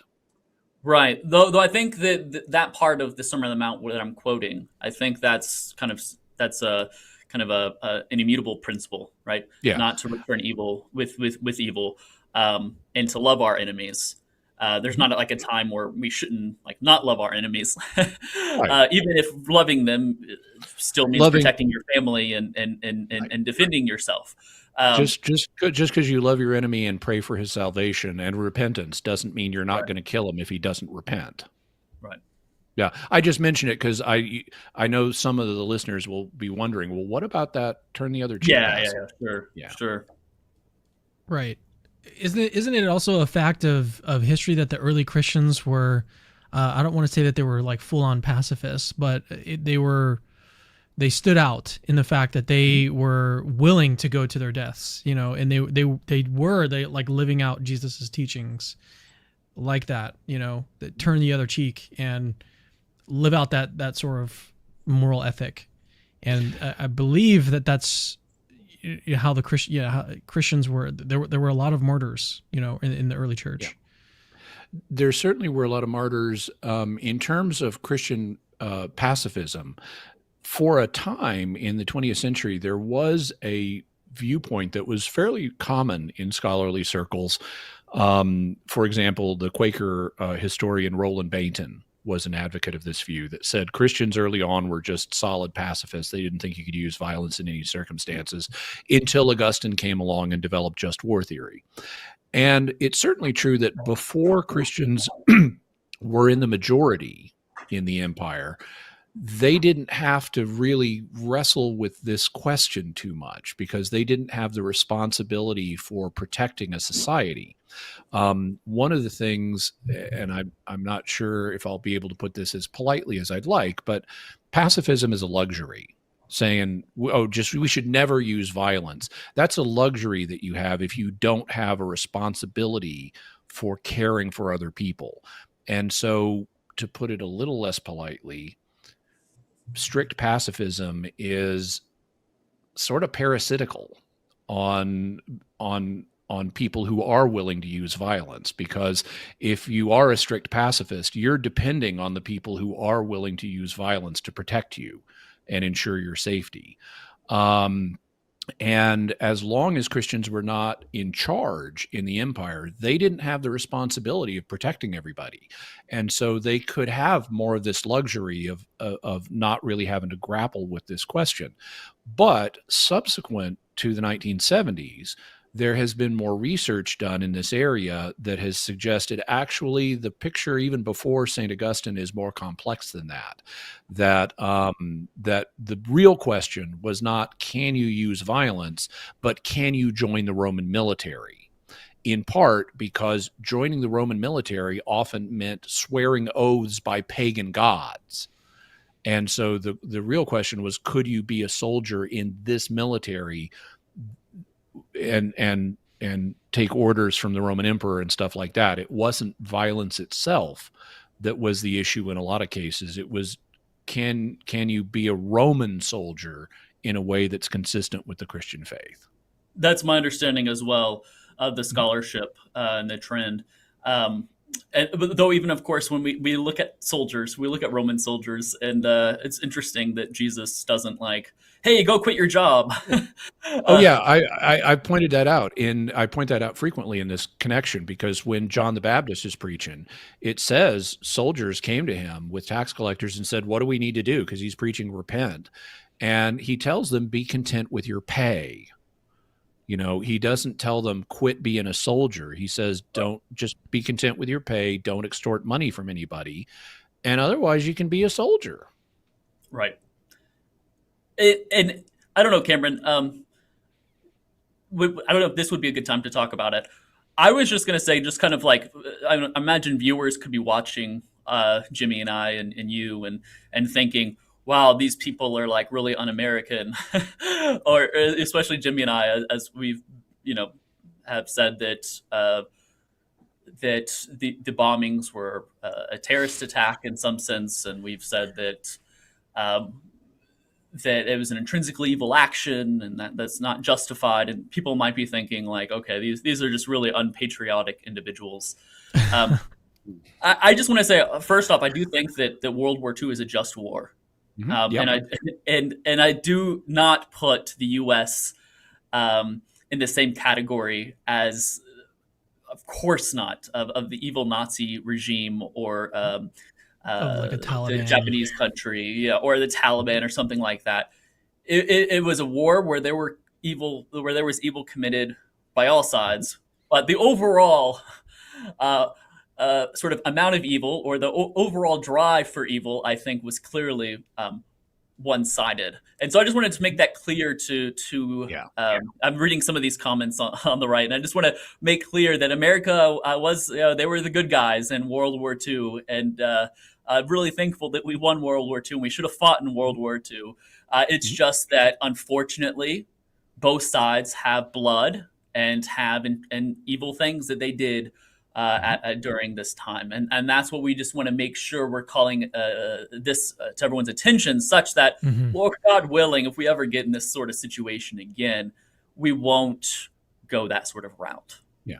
I would agree. And thank you, Tyler, for bringing that up. You and I being philosophers, it's kind of easy to get involved in an analytical discussion and not spot the impression that someone who's not used to that kind of discussion may have.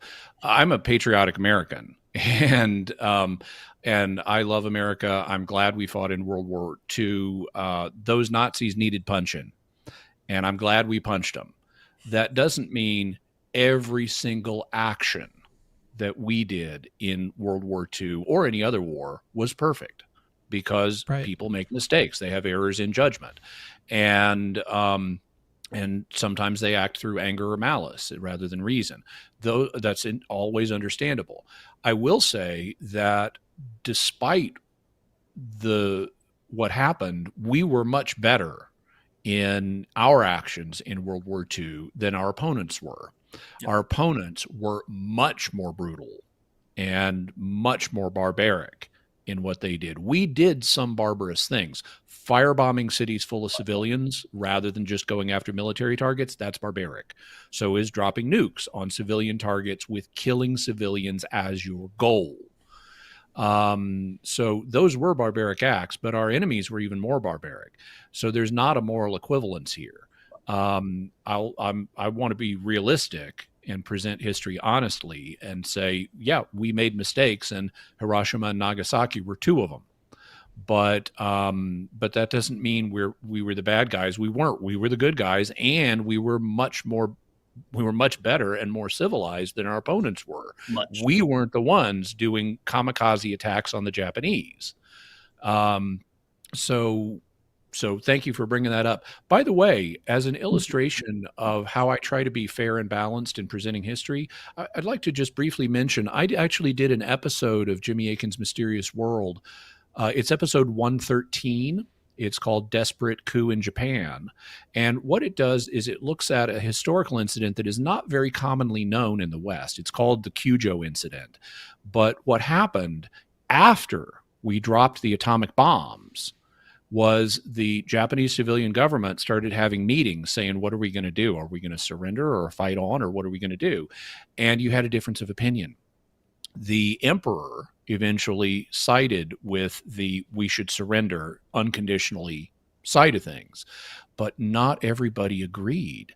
There were powerful factions in the upper Japanese leadership that wanted to keep fighting, and they actually staged a coup against Emperor Hirohito and seized control of the imperial palace and had the emperor technically within their custody for a time. Very few Americans know about this because the American forces covered it up. They didn't want this news widely broadcast.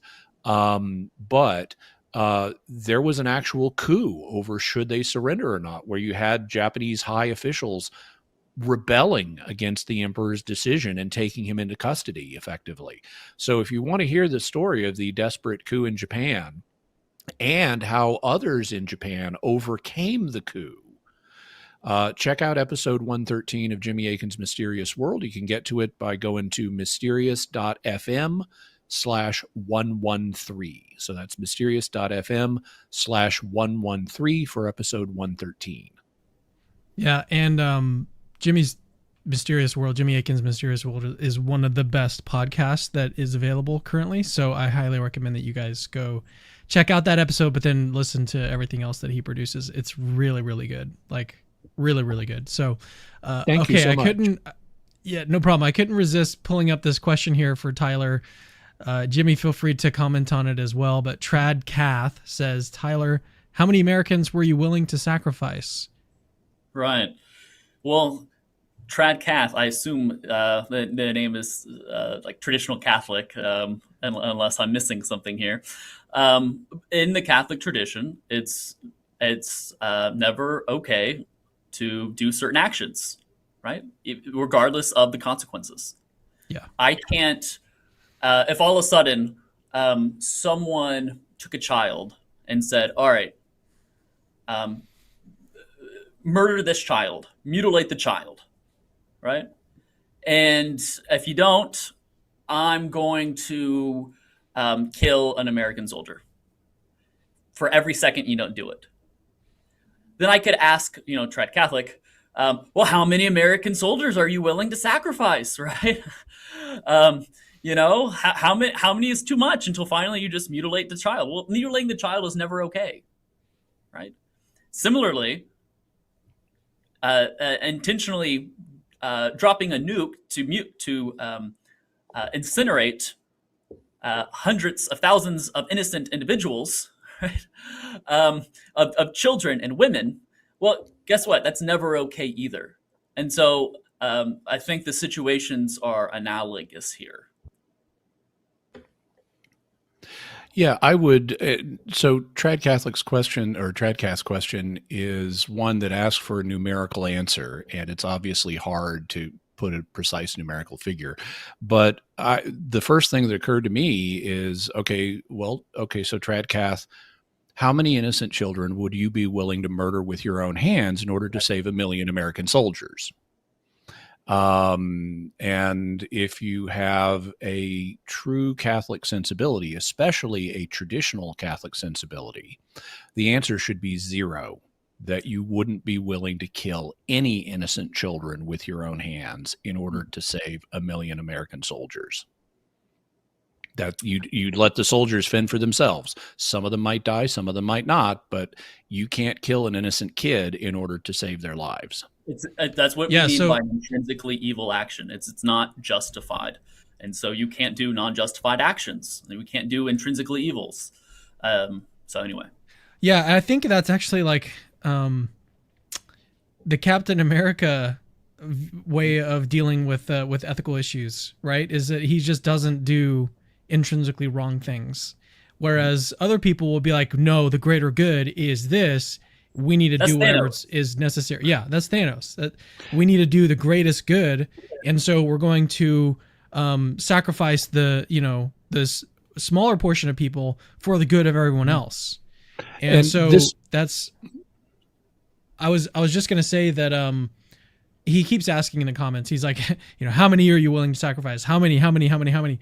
And so I did want to kind of take that to the extreme though, and just get your intuitions on this. So suppose though that you knew that someone was going to murder, say, 1 billion children, unless you mutilated one.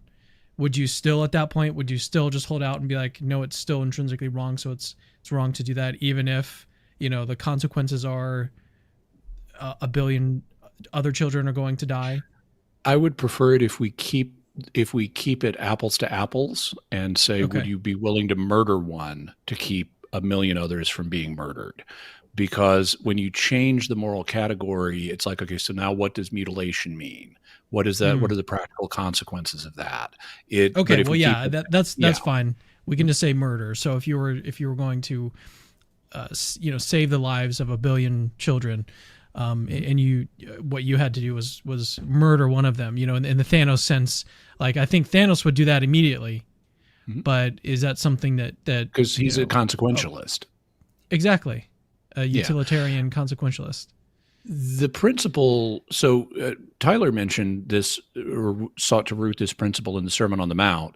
It's even more directly stated in St. Paul, who at one point, this is in Romans, he's mentioning that some people have accused him of saying, let us do evil that good may come.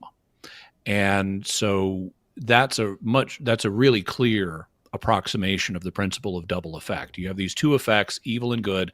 We're going to do evil so that good may come. So we're using the evil as a means to get to the good. And he says their condemnation is deserved. That is not what he believes. This is a principle that's incompatible with the Christian faith.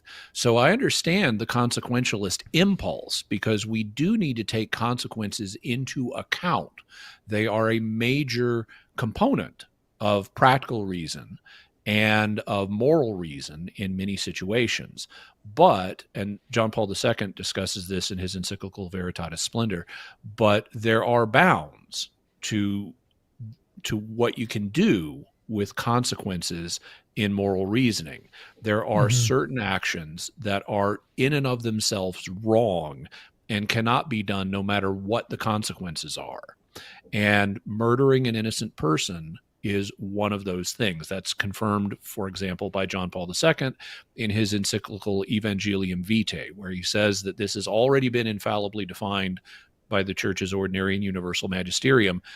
Knowingly and directly taking the life of an innocent person is never morally justified.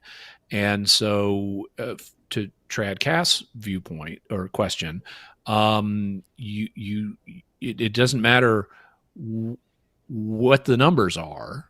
It doesn't matter how many people are going to be saved. I am not killing those people. I am not responsible for their deaths. What I am responsible for is what I personally do. And if someone tells me, I will spare 1 million children if you just kill this one, with your own hands. I am responsible for my behavior. I'm not responsible for that horrible situation.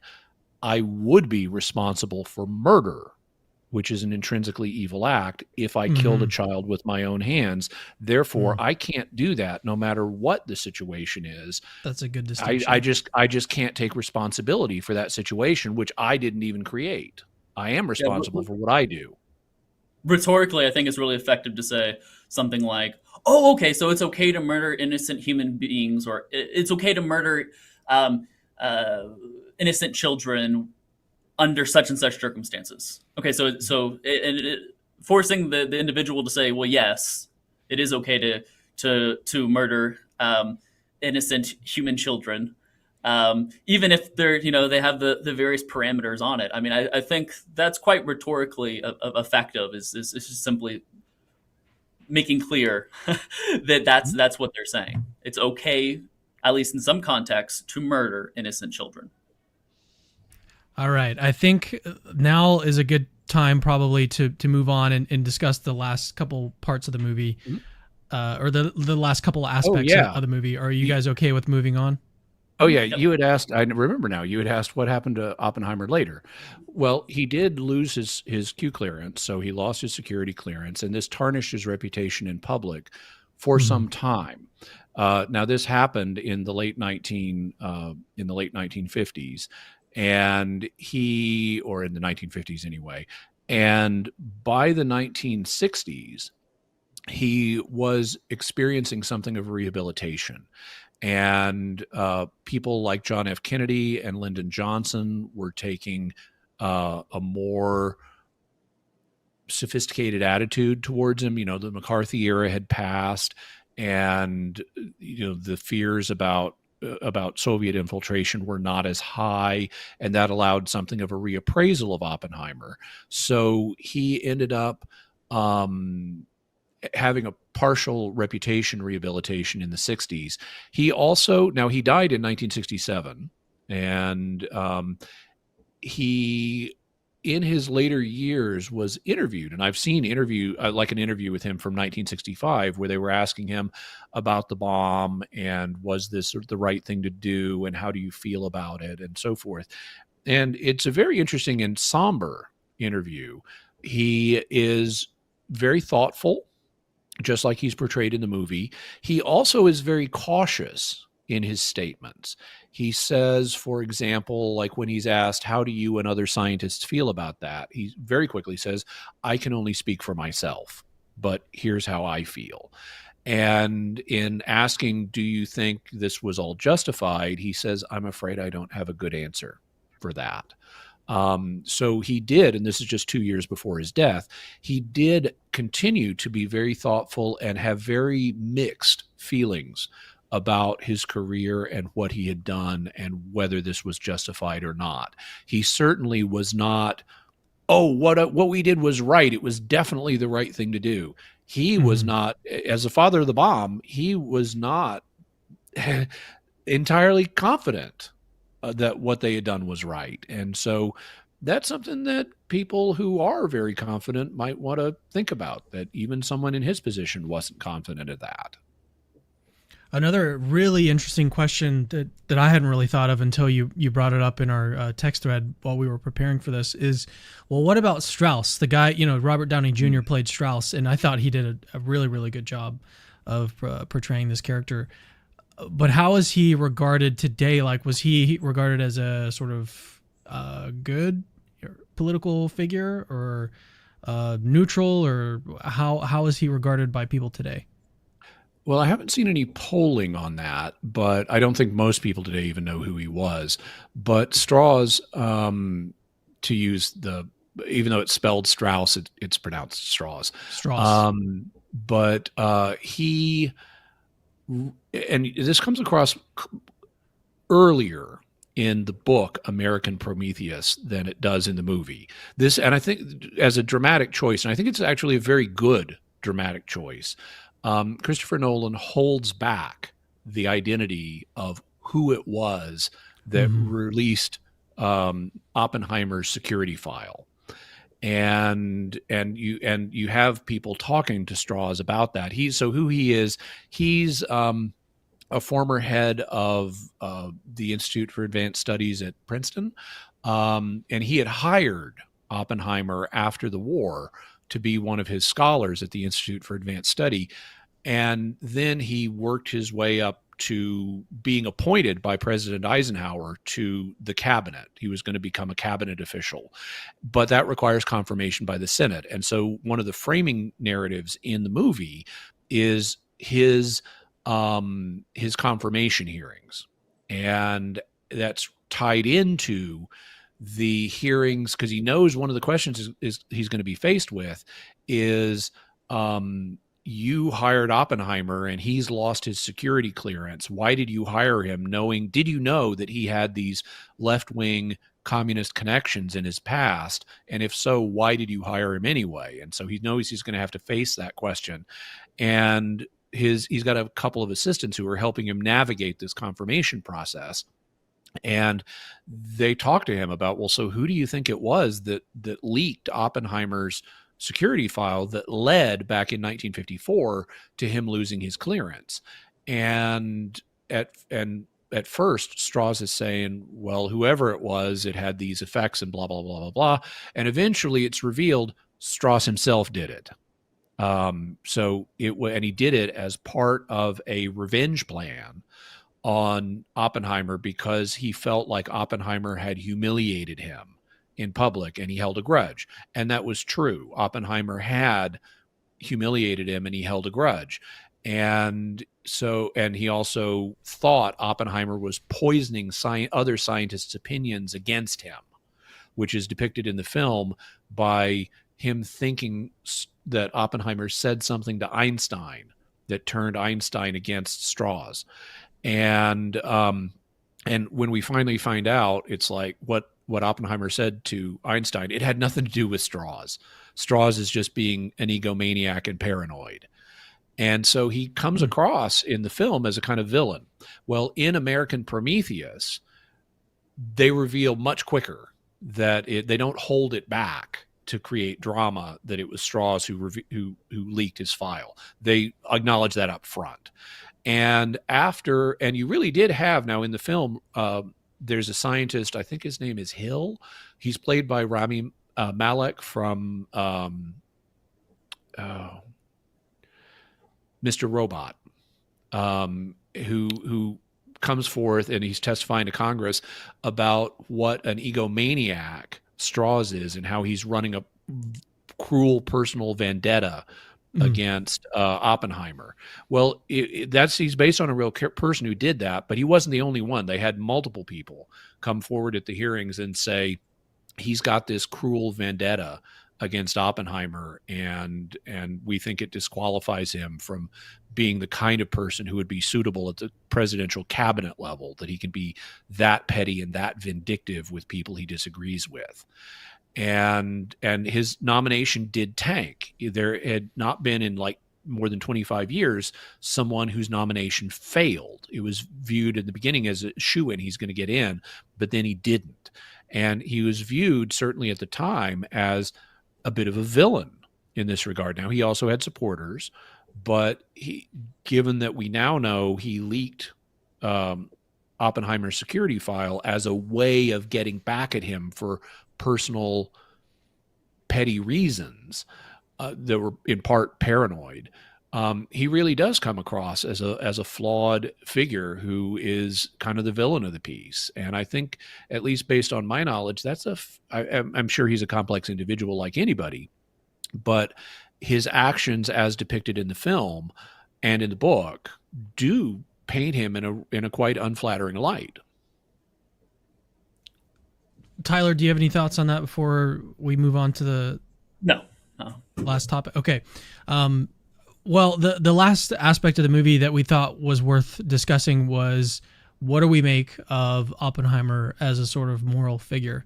Because he is like depicted, well, his title is what? The father of the atomic bomb.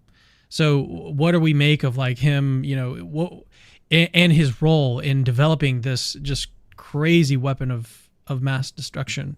How should we view him? Should he have, um, should he have denied the project, the Manhattan Project? Should he have just sat, done his normal work and been working on what he was working on earlier, or should he have engaged in this project and become the father of the atomic bomb? So, what should we make of him as a sort of moral figure? Tyler, you want to go first? Yeah. To what degree he's responsible before God for overseeing the project and then all that's come from it, right? Everything that's the Cold War and even today, right? Living under threats with the West and Russia. Um, that's between him and God. I have no idea what he's accountable to, um, what he knew or what he thought was right, and doing what he thought was right, given what he knew. That's beyond my ken. Um, from a kind of from a subjective point of view, right? From a sort of more objective point of view, yes, I think he shouldn't have worked on the project. I do think that that that was something that, looking back, especially, um, has made the world worse. Um, and uh, yeah, I guess that's probably how I want to. I don't want to say he's guilty of this or guilty of that. Again, I don't know um, how he was reasoning. I mean, the movie tries to portray a little bit of that, but truly, I don't know all the circumstances that he had, the knowledge that he had, and so forth. In light of all that, I do objectively think that he shouldn't have done that. That it was wrong to do that, but subjectively, that's between him and God. So I think I would take a somewhat different view. One of the things that, even though he's called the father of the atomic bomb, as Cameron alluded to at the beginning of this live stream, he didn't like invent it himself. What he did was he was the project manager to see it through to realization. Um, the actual ideas that were used in the atomic bomb were a collaborative effort that lots of scientists were thinking about this because radiation had been discovered, and actually some years earlier the idea for the atomic bomb was actually proposed in a science fiction novel called The World Set Free by H.G. Wells. And scientists like Leo Szilard, who appears in the film, got a central insight. He actually designed how you could, in principle, and he got a patent on it, if I recall correctly. He designed plans for an atomic bomb, and then there's a question of how do you get it into actual production. The principal issue was not the theory, a simple gun model bomb. I mean, I can tell you how to make one. The central limiting factor is how do you get the purified uranium you need? Because most of the uranium on Earth is not the right isotope. You need specifically uranium 235, and that's a small percentage of the uranium we have on Earth. But one of the things that is going to happen for any technologically advanced civilization is as they become technologically advanced, they're going to learn about element 92 or uranium. And as they develop a little bit further, just like we did, they're going to learn about element 94 or plutonium, both of which are useful in making atomic bombs. And in fact, this is one of the proposed solutions to the Fermi paradox. By the way, Enrico Fermi also appears in the film, and he's famous for his paradox of, well, if there are aliens, where is everybody? One of the proposed answers for the Fermi paradox is every technological civilization encounters element 92 and element 94 and blows itself up before they can colonize space. Maybe that's true, or maybe there's another solution to the Fermi paradox. But it's something that has to be faced, and we were not alone. This was not all Oppenheimer's idea. There were multiple scientists in multiple countries who were working on this. We Including the had a Nazis. nuke, yeah, we had a nuke program. The Germans had a nuke program, the Japanese had a nuke program, and the Russians had a nuke program. So, in my view, it was not, if we hadn't developed the bomb, it would have been developed anyway, and Hmm. it would have been developed by one of our competitors. And so, the best thing to do, when it would seem to me, there's no intrinsic difference between a nuke and another bomb. I mean, it's bigger, but there's no magic size threshold where above this level it's intrinsically immoral and below this level it's intrinsically moral. So, given that there's no intrinsic difference, it's just a bigger bomb that is more destructive than other bombs. Well, I can build other bombs in principle, so I don't see a reason you can't build a nuke. And given that multiple other competitor nations, including the Nazis and the Soviets and Imperial Japan, were working on this, we needed to get there first. And so I think it's arguable that, yeah, being the project manager to get us there first was a legitimate thing to do, and therefore Oppenheimer could be legitimate. And it seems to me that within that, if you make that decision, Oppenheimer then actually was quite reasonable about this. He was not advocating dropping the bomb on cities. He said it's not our role as scientists. We don't have that wisdom. I can present to the government the different opinions in the scientific community, but it's them who need to make the decision because they're the ones who are the experts in this. And I think he was right about that. He also, after the war, he continued to have very mixed feelings about this, but one of the things he did start doing was advocating controls on nuclear technology, on nuclear weapons technology. He wanted, for example, to have an international authority that would control this new technology so that it didn't get used irresponsibly by individual nations. He wanted to share, if I recall correctly, he wanted to share nuclear technology with other nations as a sign of America is not trying to rule the world on this. And if we're all on an even playing field, then we will counterbalance each other and we can all get along and not have this technology used in the future. Now, you can argue that was naive of him, or you could argue he was dead right on that. But whatever your opinion is, it seems to me that that despite his personal flaws, which we've already mentioned, it was fundamentally okay. At least I think it's arguable that it was fundamentally okay for him to lead this project so that the bomb wouldn't end up in the hands of our enemies with no counterbalance, in which case we'd be living in man in the high castle world. And he acted fairly responsibly, not claiming to have superior wisdom to everybody else. And after the war, advocating what he perceived as promising paths for controlling this technology to rein in its destructive potential. Yeah. So I don't think I said it was intrinsically wrong. I think you said he But shouldn't have done it. But yeah, yeah. just simply shouldn't have done it. So it would be an out. It'd be. I think it would be. I think he knew. And perhaps again, you know all this literature far better than I do. But from what I do know, from what I have read, it seems like he knew likely how it was going to be used, and that to me is where it's not maybe intrinsically wrong. I mean, we can imagine a situation, right, where imagine there are aliens that exist, and they come along and they say, "Make this nuclear bomb, and we won't invade you, and we won't even use a nuclear missile. You can right when you develop it, you can disarm it. We just want to see if you can do this, and if you can, we'll spare you." Right? Well, in that case, clearly, it seems permissible, right, to make a nuclear weapon. So I wouldn't say there's no justification for it, any sort of inconceivable justification for it. But I think given the context and the likelihoods of what was going to happen, I do think that's kind of what pushes me to say it's wrong. And of course, we can say, okay, what happens? What happens if someone else develops it?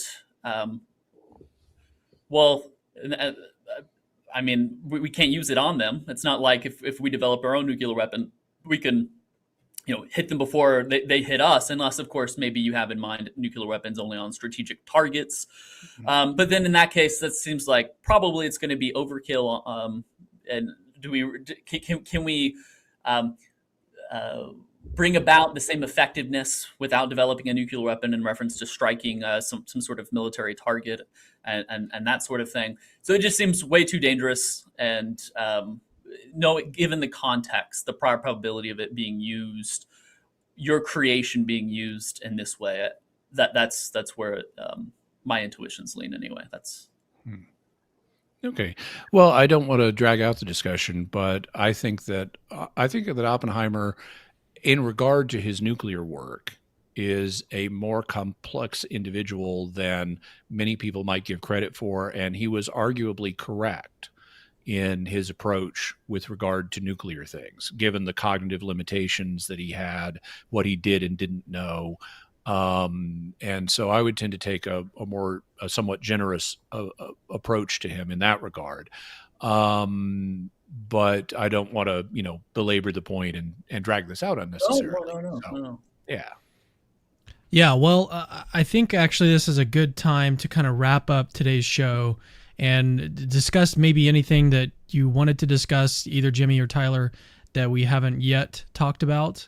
In preparing for this show, there were so many different videos that I watched on just the power of these nuclear weapons, and it was just mind blowing to see what these things can actually do, and that really got me to think about how serious of an issue this actually is. And that's part of the reason why we wanted to do this show, is because it's just a super important topic. And we do plan to do more movie reviews, on sort of important movies that have kind of some overlap with Christian ethics and Christianity. So you're saying you want to do Barbie? Barbie is we're doing that next week. Just kidding. Yeah, no, we're not. There are no plans at this time to review Barbie. But Tyler, it looks like there's something. That I was just gonna say, there's a show that I've watched. It's had its peak, it's had its climax, but I still watch it because I'm just like loyal like that. If I see the beginning, if I see so many episodes of a show, The Walking Dead, yeah, I just got to continue to watch it and so see how it concludes. Should have never killed my boy Glenn, but that's another story for another day. Yeah, dude, I stopped watching after that. Yeah, shortly after that, I was like, yeah. So, one of the big, I guess premise of the show is who is the Walking Dead, right?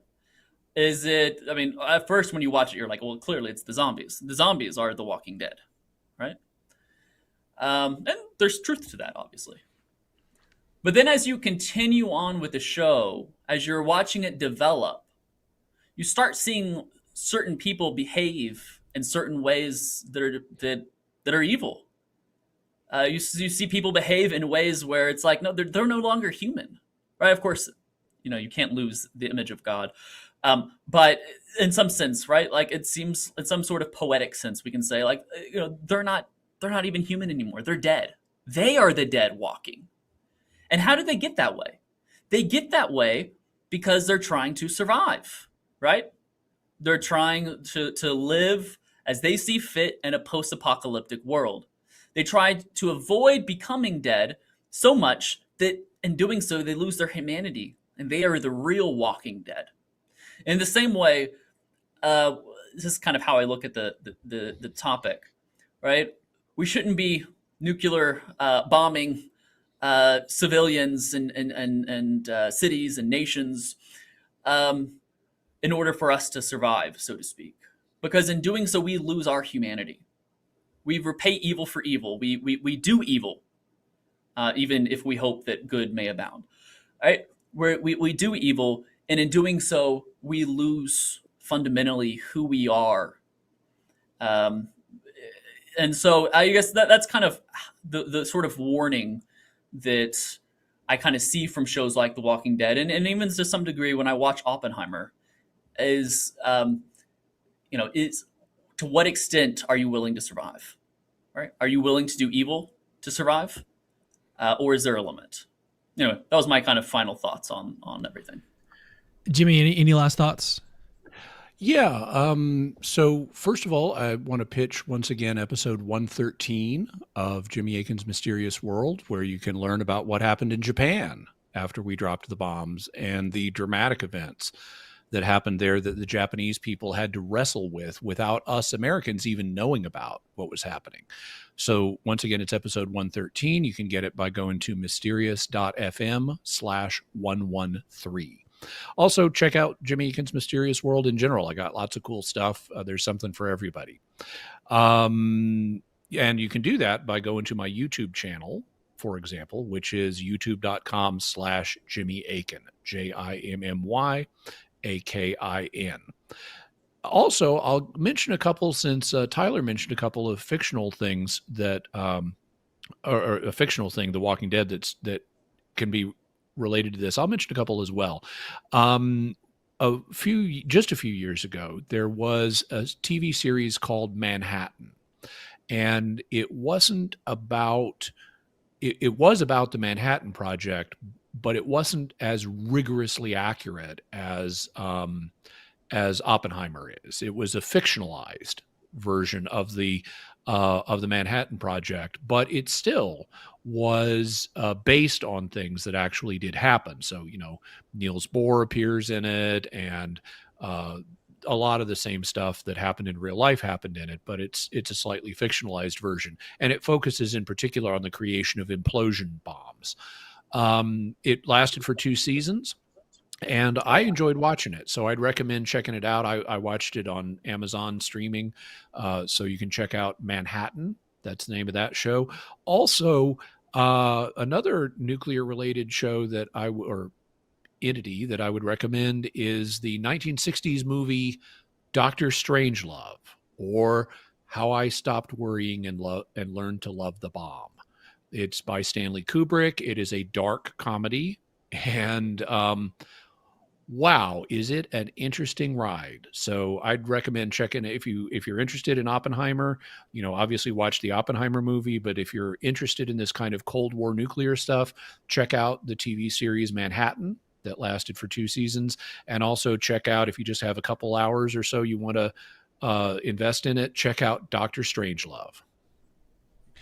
And I'm just going to wrap up the show with inviting you, the audience, to share your thoughts on this show today.